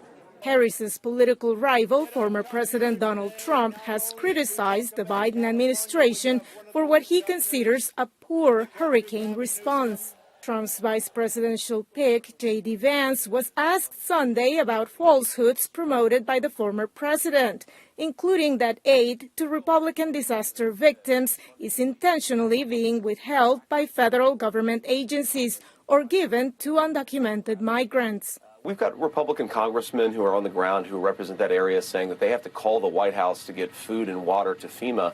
I don't frankly think there's anything malicious going on here, Martha, but I do think that we've had an incompetent response to this particular crisis. VOA toured hurricane-stricken areas in the city of Asheville, North Carolina, and spoke with some of the affected about the government's response. I've seen just in the air, helicopters, all that kind of stuff. We've seen National Guard driving around. I mean, I think there is a decent response. We haven't had any support from our government or FEMA or the city government yet, but it may be coming still. As resources are running out, Congress is being urged by the Biden administration to approve additional emergency disaster funding before the presidential election on November 5th. SpaceX Starship test flight this Sunday achieved a world first using the launch tower's chopsticks arms referred to as Meshazila by SpaceX founder Elon Musk to catch the returning first stage booster after a test flight. It looks like something out of a science fiction blockbuster. For the first time, a first stage booster, which is used to blast SpaceX's Starship free of Earth's gravitational pull, slowly descended back down to the launch pad. Then, two giant mechanical arms safely caught it, completing a so-called chopstick landing. Even the flight controllers, who have spent months preparing for this, had a hard time believing what they were seeing. It's another major milestone for the most powerful rocket system ever constructed. 3, 2, 1. A rocket that could one day carry astronauts to the moon and even Mars. This is the fifth test of the Starship capsule and its booster. The first took place back in April 2023. That test got the spacecraft off the launch pad before it exploded over the Gulf of Mexico. Starship just experienced what we call a rapid unscheduled disassembly, or a RUD, during ascent. Elon Musk, the CEO and founder of SpaceX, hopes that the chopstick arms will one day be able to swing round and put a rocket back on the launch pad within 30 minutes of its return. The American Psychiatric Association says that as elections approach, stress levels go up regardless of political affiliation. The constant stream of news, stressful arguments, and concerns about the country's future all put pressure on mental well-being. Some psychologists call it election stress disorder. The November 5th presidential election caused an anxiety for nearly 3/4 of those surveyed in an American Psychiatric Association poll. Some psychologists are branding this phenomenon election stress disorder. The political climate and discussions about the election had become a lot more heated and a lot more divisive. And we wondered if that was having an impact on individuals. And certainly their self-reported experience of it was that indeed that has been a significant source of stress for many individuals. And other research has also found similar kinds of results. Political stress affects many aspects of life, says University of Nebraska-Lincoln political science professor Kevin Smith. A fifth to a quarter of American reports ruptured social relationships, maybe even problems at work because of politics. Smith's research shows that young people, as well as those with left-leaning views and those more involved in politics, are more prone to election stress. We know how to mitigate the health effects. It's just stop paying attention to politics, just tune out. The problem with that is that might be good for individual health, but it's not particularly good for civic health.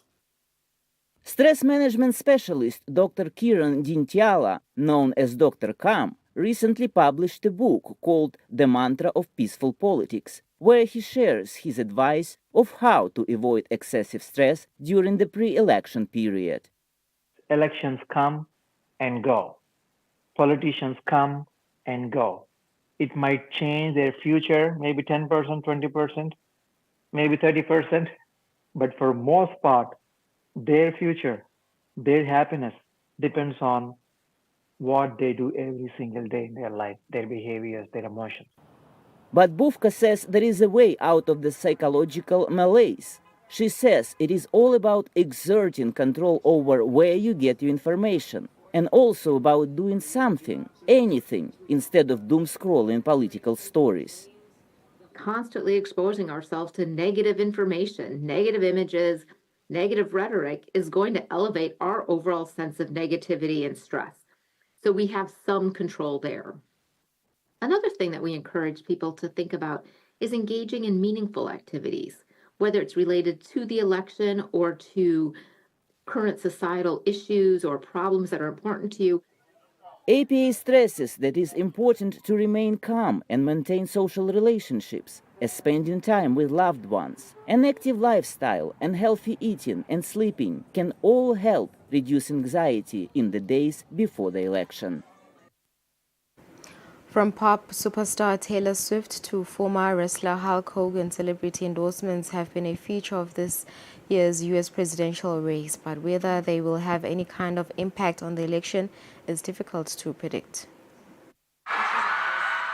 American singer-songwriter Taylor Swift is cheered around the world for her music. Most of her fans also cheered her pick for president. On September 10th, Swift took to Instagram to endorse Vice President Kamala Harris to be the next president of the United States, describing her as a, quote, steady-handed and gifted leader. Swift fan Jaslyn Kaur is chair of Marquette University's College Democrats in Wisconsin. As a young voter in a swing state, she welcomed the singer's move. I don't think it's necessarily going to change voters' minds. However, I do think it's actually going to mobilize younger voters to go out and vote Democratic. Addressing a different demographic, legendary musician Bruce Springsteen recently posted a social media video also endorsing the Democratic ticket. Kamala Harris and Tim Walz are committed to a vision of this country that respects and includes everyone, regardless of class, religion, race,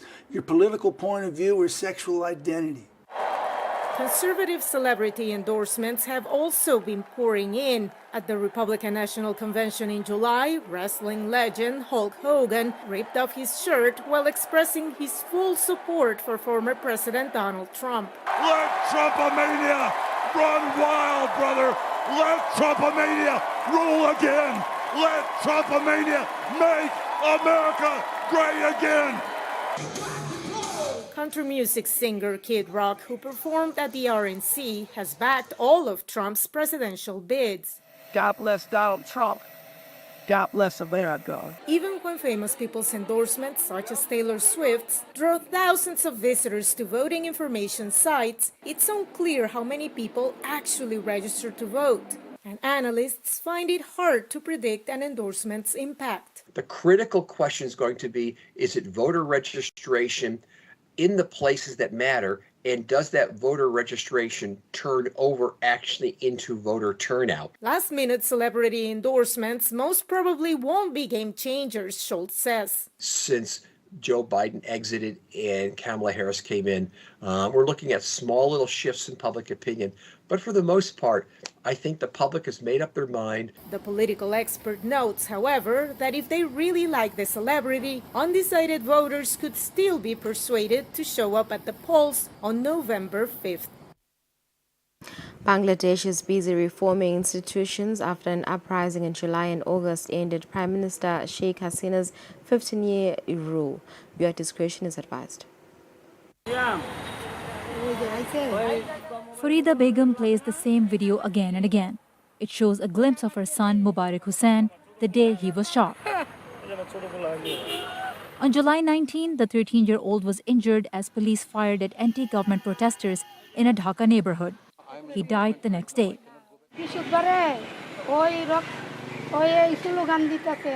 The protesters had a slogan, "The deluge of our blood will wash away injustice's mud." I asked him, "Son, what does this slogan even mean?" He said all his brothers were protesting.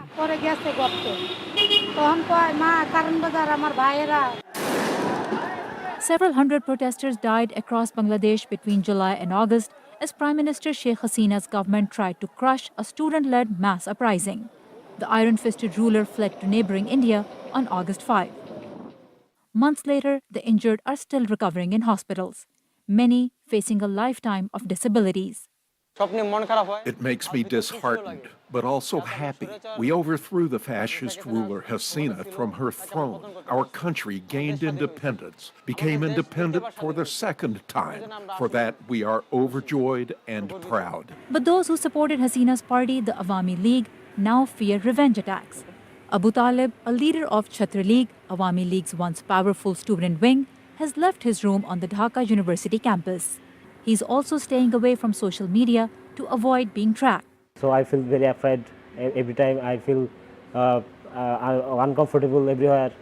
If anyone know me, and I feel if they harm me. Right now, I don't participate in master's degree because I am in part of league. The general student don't allow me to join the class.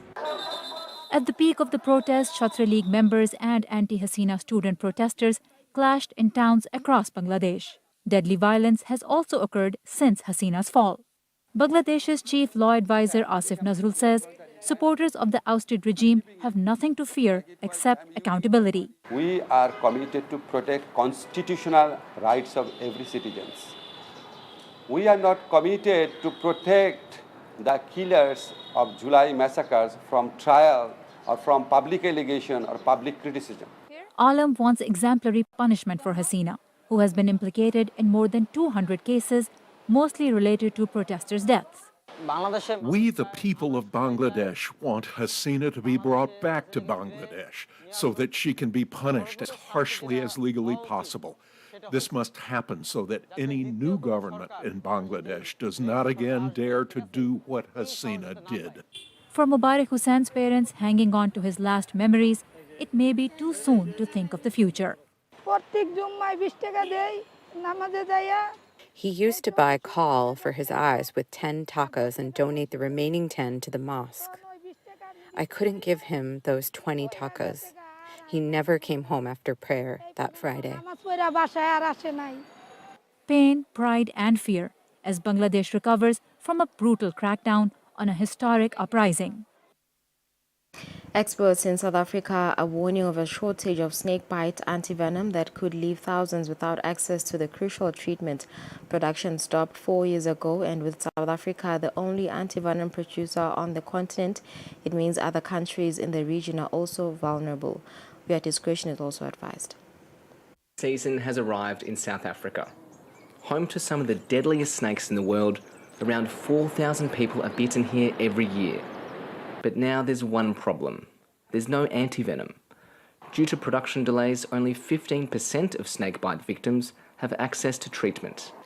This father of 3 says the shortage makes him nervous for his kids. The first thing, I am scared of snakes. So if they say there's no cure, I feel uncomfortable. For me and my culture, I kill it. I don't want to lie to you. The shortage appears to be reflective of a broader issue. Steve Meehan is a professional snake handler on the Western Cape. He says the antivenom shortage has been caused by load shedding and government mismanagement of the production facility. Very frustrating because people die.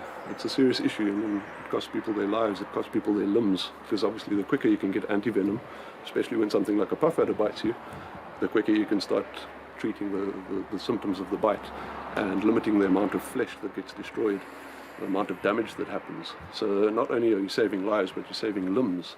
South Africa is the only antivenom producer on the continent, meaning a shortage here is felt across Africa. The lack of antivenom in South Africa does affect a variety of other African countries because many of them are using our antivenom and now they don't really have access to that. So that's catastrophic. A short-term solution is to import an Indian-made product called Panaf Premium, but that is twice as costly and the national healthcare system is already under financial pressure. So snakebite experts are calling for more transparency and efficiency in the government's anti-venom production process. South Africa's Komati coal-fired power plant has been silent since its shutdown 2 years ago. It was considered at the time a pioneering move in the world's transition to green energy. But 2 years on, those who lost their jobs in the process are still struggling. Plans to repurpose South Africa's oldest coal power plant might be a cautionary tale for countries intending to reduce their reliance on fossil fuels and switch to renewables. It used to be the crown jewel of South Africa's coal industry, but the Komati power plant is now completely empty. Its shutdown in 2022 was supposed to herald a new era of energetic transition for the country, yet 2 years later almost nothing has changed, and some 400 former workers are still waiting for the employment opportunities they were promised.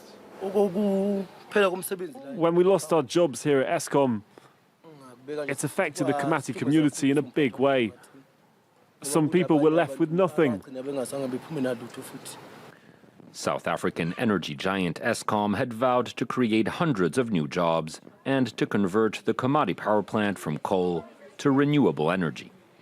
But to date, only a few minor projects have seen the light of day, something which Eskom blames on administrative delays and a lack of organization which prevented it from beginning construction in time. The company says it's now learned from its mistakes as South Africa prepares to close 5 more coal power plants by 2030. Yeah, technically we should have done things earlier, so we would consider it not a success. But we've learned from that, and other stations are now applying lessons learned from Komati.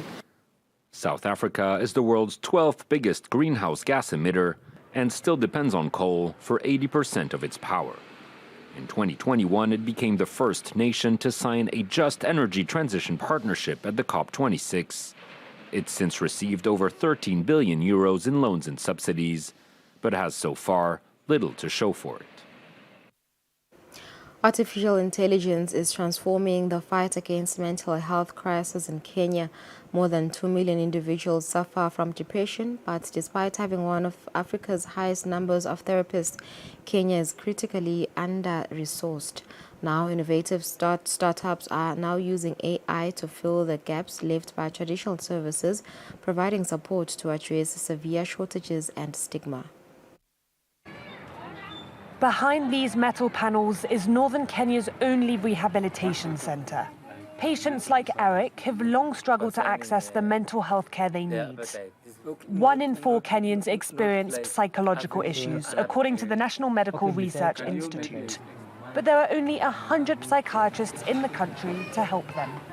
Some don't even walk outside because of that stigma. They just go to an enclosed place like this one. The only way to get help, they must come to here and headquarters, because at the outskirts there are no any facilities.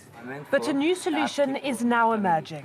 I'll give you this phone so that you can do the survey. AI-driven questionnaires evaluate people's mental health and connect them with professionals. The technology is driven by startups like Talia Psychotherapy. Their survey has now reached more than 1 million people nationwide. So we are using AI to personalize the care that we provide to the end user. So what normally happens is the user is required to do a few surveys or a few questions. Based on the way they answer the questions, they are taken down a path that is dependent on the care they require. The company is also launching an AI-driven calling service that analyzes voice patterns to detect mental health issues early. It's able to tell if you have some level of anxiety, your stress levels are a bit escalated than normal stressors. Then that way, it now picks you to the next level. This could lead to an appointment with a professional. In Kenya, over a quarter of hospital visits are related to psychological issues. Yet less than 1% of the national health budget is allocated to mental health. It's 7:30. We've come to the end of our international news. Thank you for staying with us. We'll go for an ad break. Nasbuya, we speak to Pico.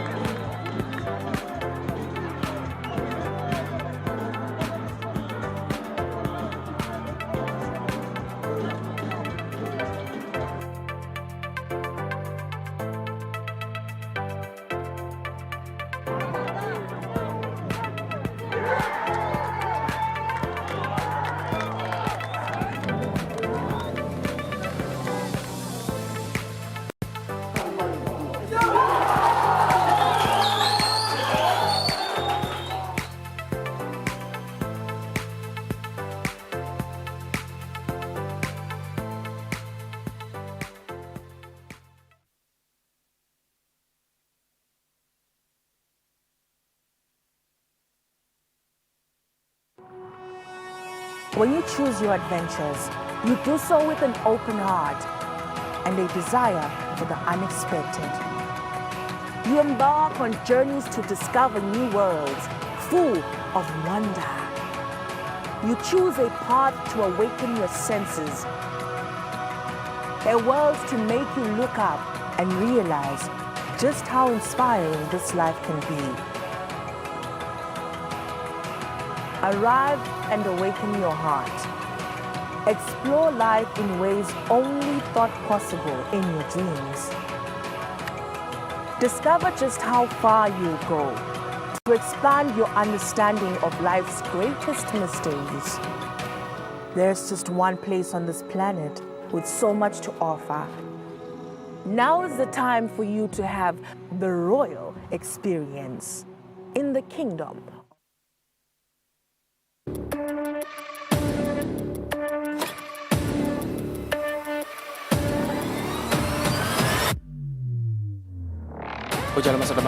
Sabatandi ukuthi njengalokho sifile sive sikhulume.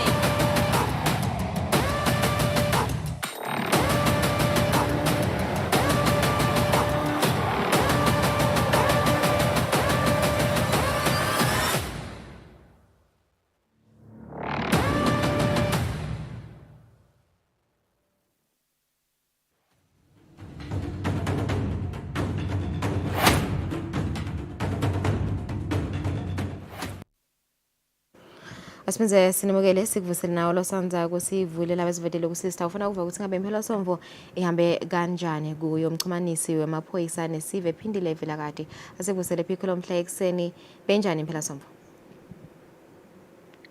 sivusele msakati sivusele nakuso sonke sivele silalela insando kade yelive lekungumsakati wethu phela i-channel yemaswati noma Eswatini television siyabonga kakhulu ukuthola lethuba usulude icingo lakho ulibeke kahle sitakubona kahle ngoba kwanyalo kwangathi ujekile.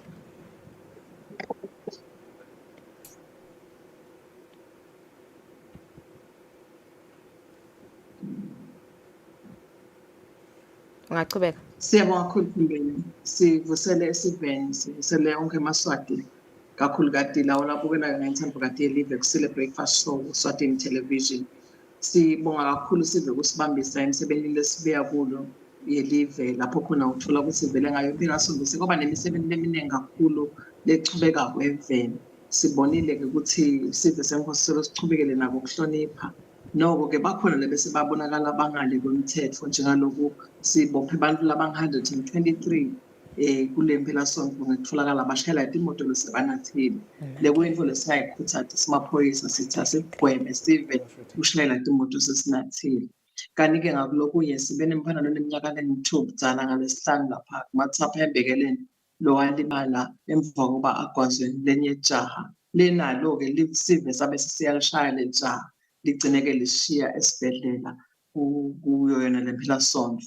Umuntu angachubeka nekusicela sive ukuthi nakukhona lo wonile simthathe simbise emthethweni atojeziswa ngomthetho. Nekucela nje ukuthi sive asisibambise kakhulu vele endzabeni yokugwema kwendaba nakucala. Ngalo mahasha khona sinathatha lona iminyaka engu-35 years ubudzala loshiyile idolo emva kokuba kushaywa naye akulinyadwe nguye loyo lake athandzana naye. Naye-ke lo ekunene usebalekile siyathemba ukuthi sive sitasita ukuthi agcine aboshwa leyo muntu. Sibonge kakhulu endzabeni leyenteka lapha emathanjeni lapho khona kunemuntu lowafike wahlasela sive wagwaza abantu wadubula abantu wagcina kufa lomunye umuntu wathatha nemali netincingo. Kuyavakala ukuthi nabakwenda lokhu lapha ekunene bebathathu. Ukhona-ke munye loneminyaka engu-21 years ubudala usavele aboshiwe.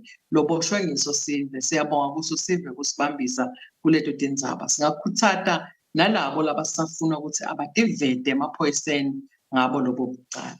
Etingodini temgwaco khona silinyalelwe ijaha leminyaka engu-16 budzala lapha kaHhowe emva kokuba lishayele nabo kuthiwa i-quadro bike lagcina ligicika-ke.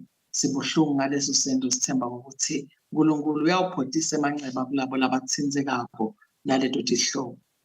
Singagcina ngakucela sive ukuthi njengalokhu sekubonakala kushisa kwenyuka ngale ndlela asikugweme kudlala noma kushiya abantwana sinoma kanjani noma kuya nabo emfuleni bese sisabanaki nekubeka imigcoma emva kwetindlu lekhongotela imandi ngoba vele tindzaba tekucwila kwabantwana tiba tiningi kakhulu ngaleti khathi sekushisa. Nangabe kukhona labavakashile batovakashela itindzaba letinemifula asigadze ukuthi bangangeni emantini babhukushe kanti abakwati ukubhukusha kungaba ingoti leyo. Sikhumbule nabo banikati bema-swimming pool kokuthi abende tindlela tekuthi uma ngabe kungekho logadzile ngaleso sikhathi siwambonye kuze kumvula noma ngabe ukhona lodlalako eceleni angatikhansi sekacumukela ikhathi sekashiya naye emhlabeni. Sifisela wonke umuntu liviki lelihle njalo kusevele licalile. Siyawube sikhona njalo simaphoyisa kubambisana naso sive kwenta siciniseko sokuthi abantu benkosi baphephile ngayo yonke indlela. Siyabonga kakhulu Suthu. Sibonga kakhulu Phiko ukusivetela lo yombiko wayo impelasonto. Sithatha ikhefu nasibuya sizabe sicocisana naLinda Master ngetemidlalo.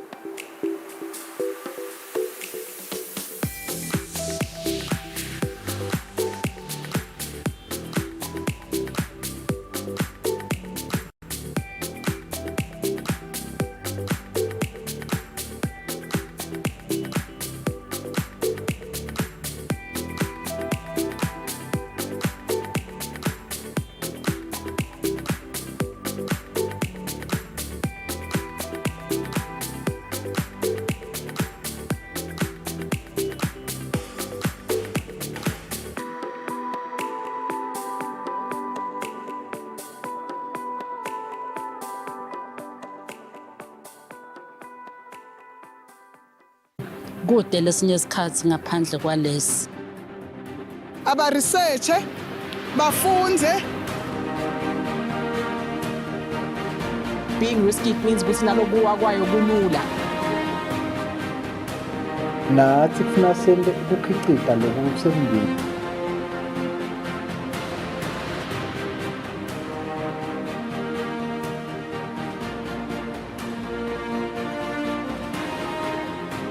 Ukubhadala umthelo kuyinto lenhle nalefanele kodwa ke imigomo nemibanzela ekubhadala wona ke umthelo ingaba lukhuni kuyiconza kulabo ke lababhadala ke umthelo nalabo ke labawubhadalisako kufike ke esigabeni lapho kungasavunyelwana khona. Ungabe unayo ke indzaba lethengeke kukhulunyiswa lethinza ke umthelo wakho lapho ungasaboni ngaliso linye naloyo ke lokubhadalisa ke umthelo.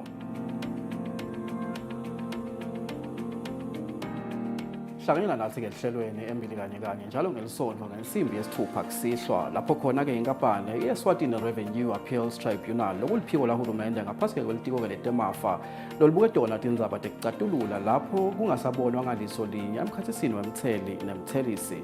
Kulolu hlelo lenkampani itabe ichazela eMaswati ukuthi sifakwa njani ke sicelo lapho khona ke ufisa ke kusitakala uma ungasaboni ngeliso linye naloyo ke lokuthelisako. Letindzaba leti sitabe sikhulumisa ke lihlelweni embili kanye kusukela mhla titine ke enyangeni yenje kulo mnyaka losetulu kuya ke kumhla tinge-27 enyangeni yembala kulo mnyaka. Luhlelo embili kanye lingena ngensimbi yesithupha kusihlwa njalo ngelisonto kanti ungaphinde ulibukele ke ku-YouTube channel yethu @Eswatini TV.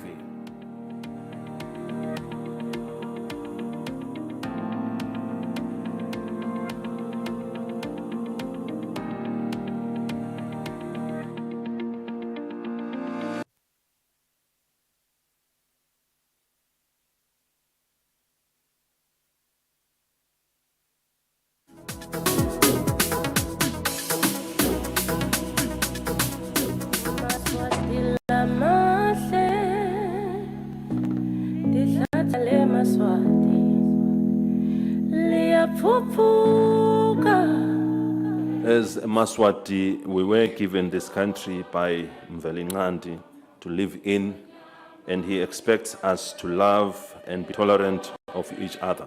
I'm part of this. Mawuthi angitsheka generationally, nami dabuka kangwane. Manje on a serious note, kukhona uhlelo kuthiwa isive siyathuthuka. And I believe ukuthi life is all about impacting other lives. So ngokuba khona kwami I believe ukuthi abantu abaningi bazothola ukuphila nokukhuthala. So masithuthuke isizwe. Hi guys, please watch Sive Siya Tutuga on Eswatini TV every Wednesday at 6:30 p.m. Lipito lami nginokwazi ngokadlamini Sive Siya Tutuga.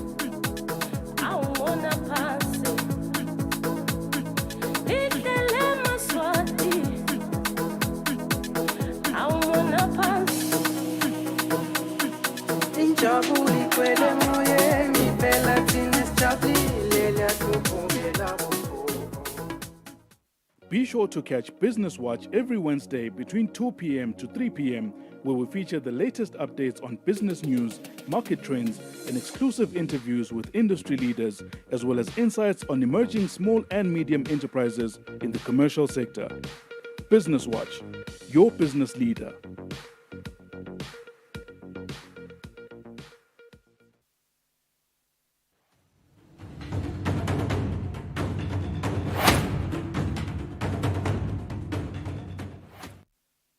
Ngosihlehla siphindze sinamukele lihlelweni solo nibukela ikusile breakfast show uhlelo lekucala ke kuleli viki kungumsombuluko kulesikhathi sitawucocisana naLinda Master Dlamini mayelana ngetindzaba temidlalo.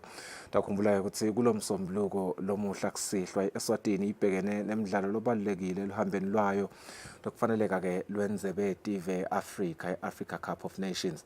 Kanti ke lokho lokungaba lithuba labo lekugcina lekuthola indzawo ku-Africa Cup of Nations 2025. Semnikati sitawudlala neMozambique enkundleni yaseMbombela eventeni eNingizimu Afrika. Kanti ke kucala kwalomdlalo unakubumbana insimbi yemfica lomhla ebusuku 9 p.m. Central African Time. Kanti ke live leSwatini lihlose lokungekho ngaphansi kwekuncoba. NamaSwati onke nje ahlose lokungekho ngaphansi kwekuncoba asabukela sona ke sihlangu semnikati. Lokho ke utawukhumbula ukuthi emathemba aso sihlangu semnikati yaphila ngekwekuthi idlale kamadima ngekubambana nga 1-1 ngalesihlanu lophelile. kanti-ke lo mendleleni yabo nyalo ngu-OS Mambas lokhu ngilelinye-ke lamacembu njengoba-ke badimisele kwenta imidlalo elandzelako ye-Africa Cup of Nations kwekucala ngca kusukela ngeminyaka wa-1998. Umbuto lomkhulu ukuthi ingabe livela kangwane litawukhona yini kukhipha noma-ke kujika lokungalisako bese-ke ibhuka lithikithi labo lekuya eMorocco ngeminyaka lotako. Kusita ukuthi sikhulule lo mhlangano netigaba letisetulu. Master Dlamini yasijoyina nyalo kusichazela ngayo le midlalo. Nkosi asikuvusele sikwamukele elihlelweni. Sibonga kakhulu isikhathi sakho lomhla ekuseni Master kukuvusa lokwa ekuseni kodwa-ke umsebenzi wakho lona vele lo uthandzako siyathi ukuthi imidlalo utithandza kangakanani. Siyathwala ukuthi akungabateki ukuthi ngumdlalo lona singasho ukuthi wekwenta noma-ke wekuphumula eliveni leSwatini. Engabe umcwanga kanani nomdlalo lona nje Master? Asibingelele sifiso sibingelele naye umbukeli wayo Eswatini TV kungumsombuluko. Umdlalo wanamuhla wayo i-AFCON qualifier njengoba bososhilo ukuthi ukuhlungela indlebe i-Africa Cup of Nations letaba 7 laseMorocco ngeminyaka wa-2025 lokusho ukuthi eminyakeni lotako. Umcwaka kakhulu sifiso lo mdlalo lo kulolu khethelo lesive esihlangu. Uyini-ke abemgcoka sifiso siyakhumbula ukuthi likhethelo lesive alikadeki lakhona ukuthi liqualify for yona indlebe yayo i-Africa Cup of Nations emlandweni nje. Kanzi futhi kunemqeqeshi lomusha Lukarosic wa-7 lase-Croatia. Lo mqeqeshi lo ufikile etinyangeni letimbalwa letendlulile utoqala wona lama qualifiers lawa. Uyadzinga ukuthi adlale kahle. Siyakhumbula njengoba bososhilo ukuthi evekini leliphelile ngalesihlanu likhethelo lidlalile khona eMozambique ladlala ngekulingana ngeligoli linye kulinye. Lokuletheke lithemba cishe eMaswatini ukuthi ingathi kukhona lokubonakalako, ungathi kukhona lokwendekelako lokuhle kulolu khethelo lesive. Sidlale nga-1-1 nje ligoli le-equalizer noma ligoli lekulinganisa lishayo nguye Thuba elihle wakamavuso lodlalela iqembu la Insingizini Hotspurs endasi eshiselweni. Lokhu ngicabanga ukuthi lokhu khulu kakhulu kuthi kulo mdlalo lo lesawubona ngalesihlanu welikhethelo lesive lesihlangu sebunikati. Sabona cishe ngisho ukuthi bebadlala without a recognized number 9. Mhlambe ngingabeka ngelilwimi lalakhaya ukuthi badlala ngaphandle kwemgadli lotayelekile ukuthi udlala leyo position leyo. Lapha nje embili bekudlala yena Justice waka Figueiredo cishe na Junior bekadlala adlala aba offensive kakhulu bese la iceleni kuna Owe wakamathebula. Lengingasho ukuthi uyabona ukuthi midfield bekunaye eRio akamathenjwa. Uyabona ukuthi le ndlela lafuna kudlala ngayo umceceshi walolu khethelo lesive Lukarosic ufuna kudominate mhlambe i-position, ufuna ukuthi le bhola ibe yesihlangu kakhulu lokusho ukuthi ufuna la midfield kube nema-ball players including nayo ngasho ukuthi ema-forwards. Siyakhumbula i-national team yase-Spain ike yakwenda lokho. Ngiyakhumbula njengalo mnyaka Fabregas labekadlalela iqembu le-Arsenal wadlalela iqembu le-Barcelona bekadlala kakhulu as a false number 9. Badlala-ke badominata umhlaba. But i-national team yethu njengoba ngisho ukuthi namhla bayadlala badlala umdlalo wasekhaya-ke Sifiso. Lo mdlalo wasekhaya bawudlalela khona enkundleni yaseMbombela njengoba sevele sesakhona ukuthi kube likhaya lethu lesibili khona eMbombela. Sidlaliswa yini-ke eMbombela Sifiso? Sidlaliswa eMbombela ukuthi side inkundla lefanele lesezingeni lelidzingwa ngiyo iCAF lapha eveni. Mavuso siyakhumbula ukuthi bamvala iCAF yathi akaqualify akawamithi ema-standards noma ema-requirements lawafunako. Somhlolo uyalungiswa. Tinvo letincane nje Sifiso lekusetisele ukuthi yona inkundla yesiveka somhlolo ibuye idlalise yona imidlalo yaCAF nayo iFIFA lokufaka ikhathi yona i-giant screen lesekumele ukuthi vele kuqale ifakwe njoba seyivele ikhona ithengiwe nema generator tonke letinto leto kucetha ke mhlambe libonza layo inkundla yesive sekuvele cishe kungasho ukuthi kuphelile siyodlala khona ke embombela le nkundla leya ngisho ukuthi asikabi mhlambe nemidlalo lemihle siyakhumbula ukuthi besiyodlala nje nemali nasigcina kudlala khona lapho khona yashaya khona ngeligoli ecanzeni ligoli ke lapho lakorwa ngumdlalo odlalela iqembu leTottenham Hotspurs eNgilandi Bosuma ngisho nje sifisa ukuthi kule mdlalo lo mina ngingawaqinisekisa emaswati ngivamisile lokuthi khuluma letinye tetinto ngathi nangikhuluma ngalesihlanu unfortunately akukho on record bengibheke 1-0 kulolu khethelo lesive but ke sangakhoni kuvala la ngemuva yakora kuqala eMozambique salishaya lo goal lesalishaya iMozambique izidlalile ke nayo Sifiso sakhumbula ukuthi kukho safa lebeyibanjelwe eGqeberha even naseNingizimu Afrika labanye bathi ukuthi kusupport Elizabeth sadlala nayo sadrawa yona iMozambique lokhu sesiphinde sodrawa futhi nyalo ku-AFCON qualifier sekudzinga ke nyalo because eKhosafa sadlala 0-0 last week Friday sadlala 1-1 nyalo ke sekumele ukuthi le result uyayibona lokuthi cishe against le Mozambique iya ngekuba positive nyalo ke sekudzinga ukuthi siyoshaya leli goli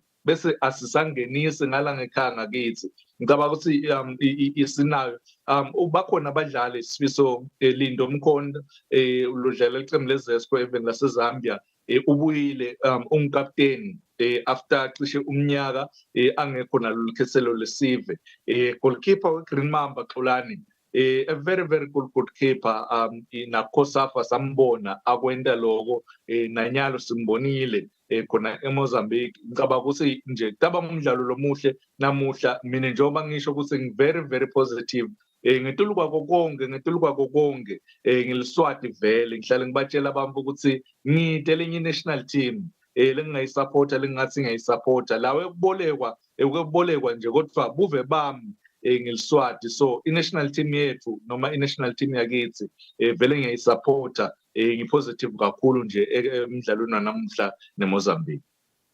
Master ngiyakuvela ngoba cishe indlalo favor ngayo manje emacembu akho kufuna lokhu bese uyabambelela vele ucila la kuthenini ude lenye licembu longalisupport ngoba so wakhetha lawa kodwa kungathi hey akukhambeli kahle kuwo onke ngoba ngiyabukana ngale club level kwahlale kungumzaca nanasihlangu semnikati nangowathi nje ukuthi yini isihlangu lihawo kodwa kungathi leti quality yangena protected no master no bekungasiyo umbuto master bekungasiyo umbuto ngicela ukulungisa Sifiso mhlambe umbukele singamluthi ngoba ucabanga ukuthi mhlambe ngifavor bo Manchester United noma bo Chelsea ngifavor Arsenal Sifiso licembu kulomnyaka kanjalo kwathi kudliwa esizini lephelile edliwe kabili so ngicabanga ukuthi ngicela ukuxolisa lapho ngilungisa umbukeli no master nami bengikhulumela dinkomishi bengingakhulumela imidlalo kwini imidlalo bengikhulumela dinkomishi kodwa ke asichubeke master sikhuluma ngesihlangu indzaba lenkulu ukuthi sibonile ukuthi iMozambique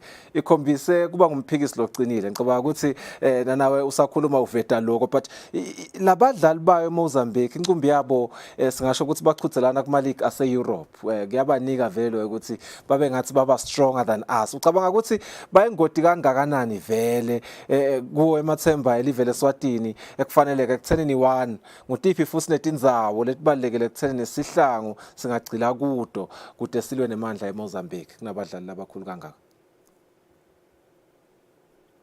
Sifiso nawubuka eMozambique over the years nanyalo yakwenta lokho vele basebenzisa kakhulu ema wingers basebenzisa wing play kakhulu ngicabanga ukuthi sibonile even their longest serving player Elias Domingues Belembe the captain usesekhona even though mhlambe akusiyo nanya Domingues lesimatiko 15 years ago But nje Sifiso njoba usho ukuthi inqumbi yabo badlala eEurope, there's a player lodlala Atletico Madrid.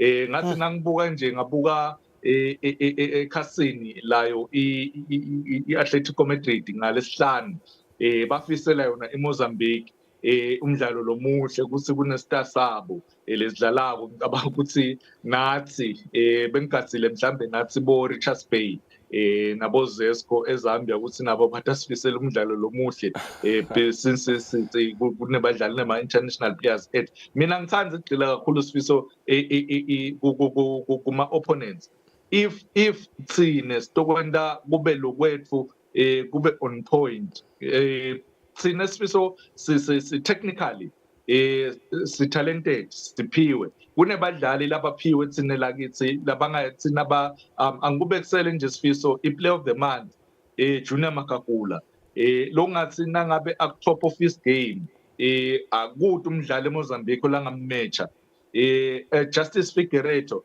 la ngathi nangabe at top of his game kude umdlali eMozambique la ngammecha owemathebula lo ngathi nangabe is at top of his game kude mhlambe umdlali la ngammecha Rio Matendwa mhlambe ifitness yakhe isengakabuyi kangako kodwa nakangathi uyabuya abe top of his game kude umdlali eMozambique la ngammecha bese sekuba nemidlali Saviola Gamete one of the most consistent player kuligi yethu la ngathi nangaletha leyo form leyo alilethe national team kude umdlali la ngammecha with those late runs so ngicabanga ukuthi thine kumele sitina kakhulu ukuthi ngikuphi la strong khona then bese sisiyohamba ke sisiyovala wing play njoba bese ngishilo ukuthi ukhona Lindo Mkhonda lodlala yona i-right back ukhona yena Mxolisi Manana lodlala yona i-left back so ngicabanga ukuthi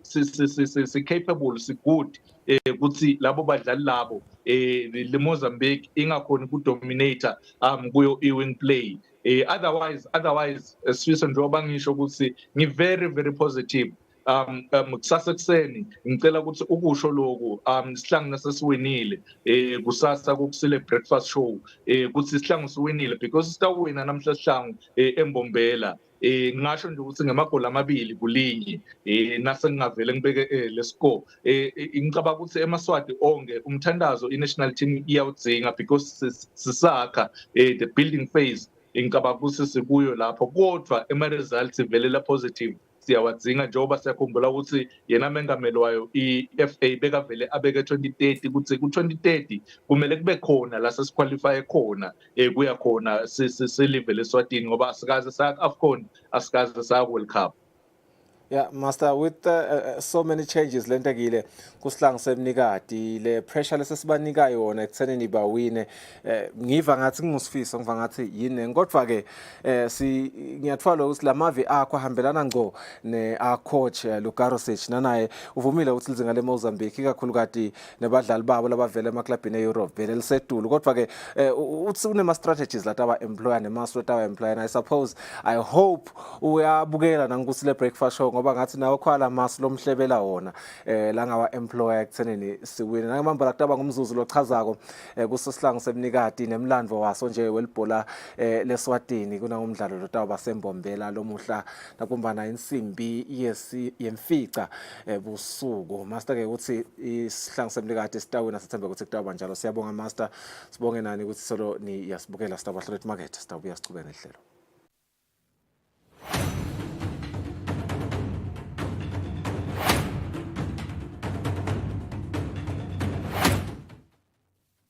Be sure to catch Business Watch every Wednesday between 2 p.m. to 3 p.m. where we feature the latest updates on business news, market trends, and exclusive interviews with industry leaders, as well as insights on emerging small and medium enterprises in the commercial sector. Business Watch, your business leader.